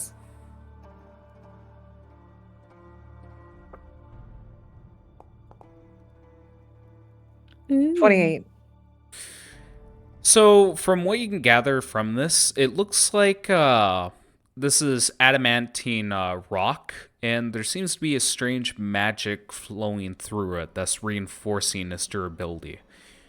If you had to hazard a guess, this is a natural formation that occurred in relation to the Grave of Ill Omens. Essentially looks like they're trying to dig their way into the grave, but it's not working. It makes sense when you deal with adamantine. Yep. But basically, they're going to look back to Lee and be like, there's a reason why they can't dig through. It's adamantine. Incredibly hard to get through. Okay. So, to be able to go through it, you would have to have something of equivalent strength. Even some magical weapons can't penetrate it, so... I guess it would be good for like armors, weapons, shields of that sort. If you could harvest it. For the time being. But just to reinforce this, there does seem to be a strange magic coursing within it that's reinforcing it even further. So unlike typical mining operations for the ore, this one seems even more impossible. Maybe we might have to go through another way to reach where they're trying to go. Mm-hmm. Let's head up to the tunnel that we didn't go through. Maybe Okay. we'll figure out more. Okay. Guys begin to go upward. Do you go over the trap? I mean, This- are the gobbies nice? Well, Aluya went right up to him and she's not being drowned, so Huzzah! lucky. Again, I can't stress... Well, hang on, don't go over it. Do not go over it. We can say you did. So Hang on. can I like maneuver around this puddle Hey, of water? yeah, just give me 1 second because I don't want to, like, fuck up your day here. I mean, if Aluya goes into it, I have a great way to distract them that would make them fall into it. Okay. All right, go ahead. I can move about. Yep, you can jump right over it. Boop.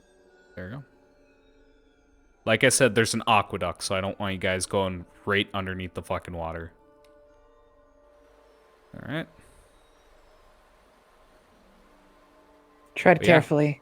You guys go near the entrance where you guys came from. There's Peckins following like your shadow, and you guys go around a crescent bend in the cavern that is covered with shit, soil, and mushrooms. From Nice. what Eddie could gather, they get you high.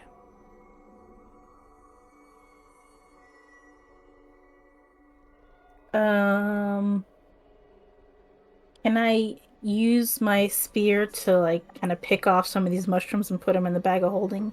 Yes, like, you as to can. not touch them. Yeah, just that's for perfectly Eddie? fine. Yep. How many Perfectly can I get fine. for him? We can say you got 2 D10s worth. We'll roll it later. Yeah, just keep that in mind when you begin to pull it out.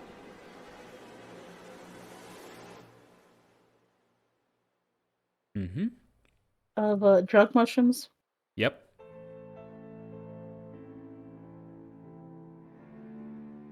Oh, Aluya, I see something more. Yep. As you go down, Seer, you see a plunger. Plunger? Mm-hmm. I'm sorry. Plunger. Or a toilet? Nope. Like a plunger. A little plunge on a wooden box with a red wire. Oh. Seer will slowly approach, be going like, Mm-hmm. tread carefully. If there's something like that, it means Mhm. something can blow. Yep. Careful. Don't move just yet. Up. Again, I'm just... No one's gonna drown you. So let's get that out of the way. All right. Go right ahead.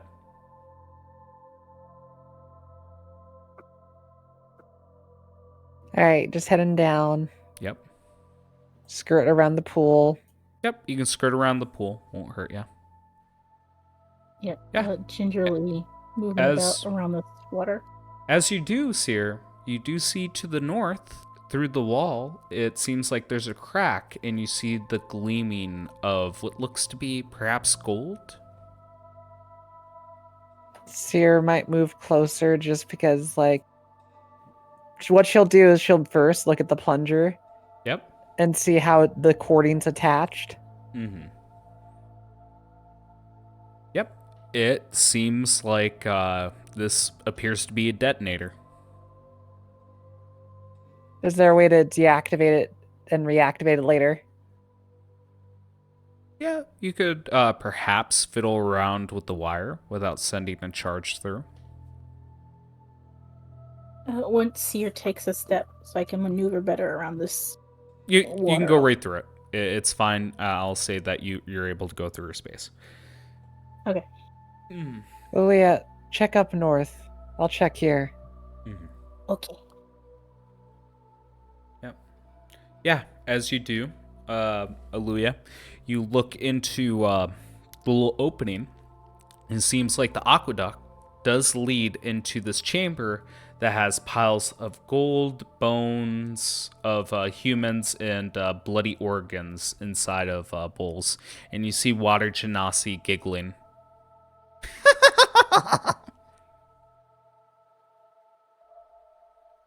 She'll kind of take a few steps back all the way to here. So, like, there is like so much gold in that room, but also skeletons and organs and what are these water genasi? Like you, but they're like aquatic And Goblin. and goblins. Well, it's not the strangest thing I've heard today. But I could definitely say that explains where they might be taking the people they kill. But I'm more concerned about this, looking into the plunger. Take a step around. Go ahead. Yeah, make me a thieves tool check. It's gonna be a little bit of a higher DC, but Yeah. go right ahead. Because yeah, you're essentially just trying to disarm it. 21 is just enough.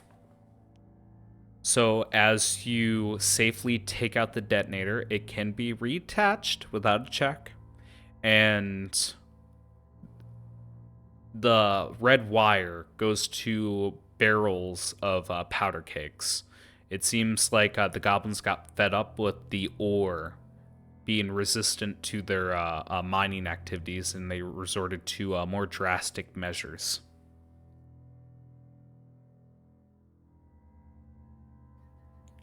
Well, I'm glad we didn't set these off. This would have done way more damage than it would have helped, since the material that they are trying to blow up is extremely resistant. Mm-hmm. Okay. Yeah. It's almost as if it would also have a dynamic effect on the environment.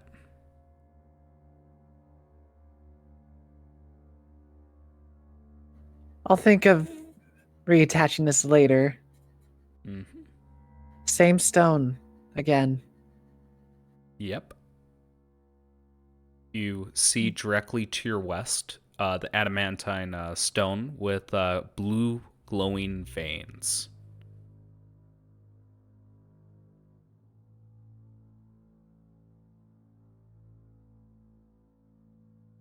Maybe we'll do the more desperate measure after we explore a bit more. There was a door by the rustic pool to your east. Oh, right there. Yep. That is Oh, I a door. remember. I will gingerly go, and I will carefully open this door. Okay. Make me a stealth check. Golly, Miss Molly.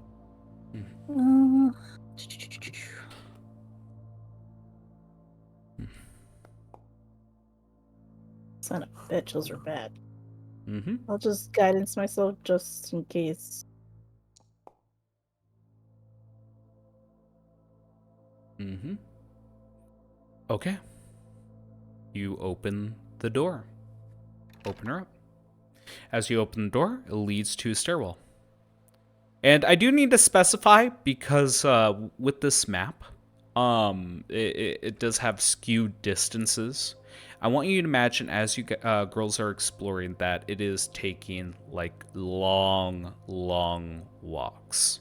So by the time you reach back to Mabet, it will have been an hour. Just to specify Okay. for the future. But yes, you do see a stairwell that leads up to what looks to be a small antechamber, perhaps? It's hard to tell from the bottom of the staircase, but it does lead upwards. I'll relay that to Seer.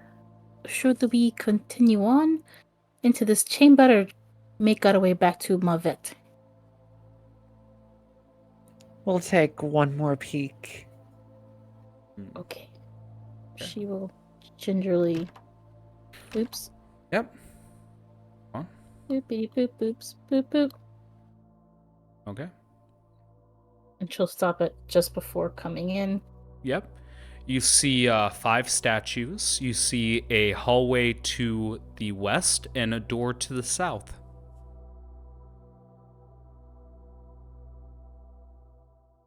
Alright. More doors and another passageway.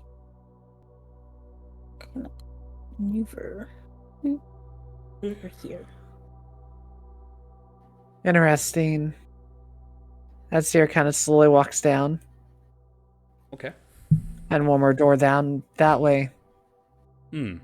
So as you approach the center of the room, Seer, you look around and you see that the suits seem off. They don't look like statues. They seem like actual metallic suits this time.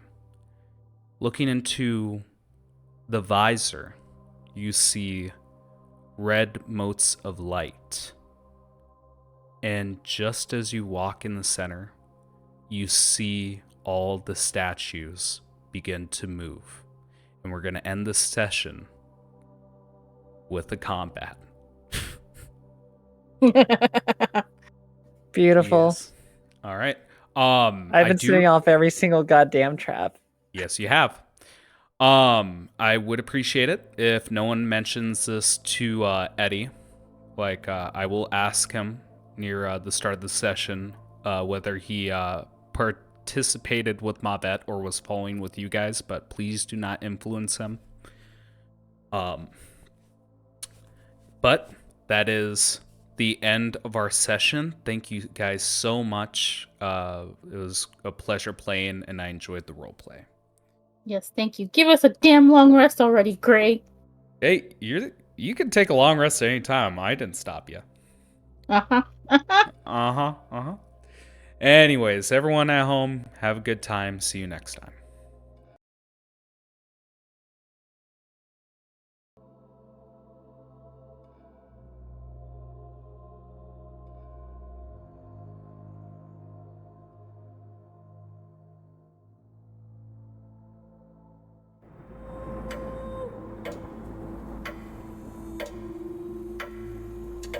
This has been House Common Blood.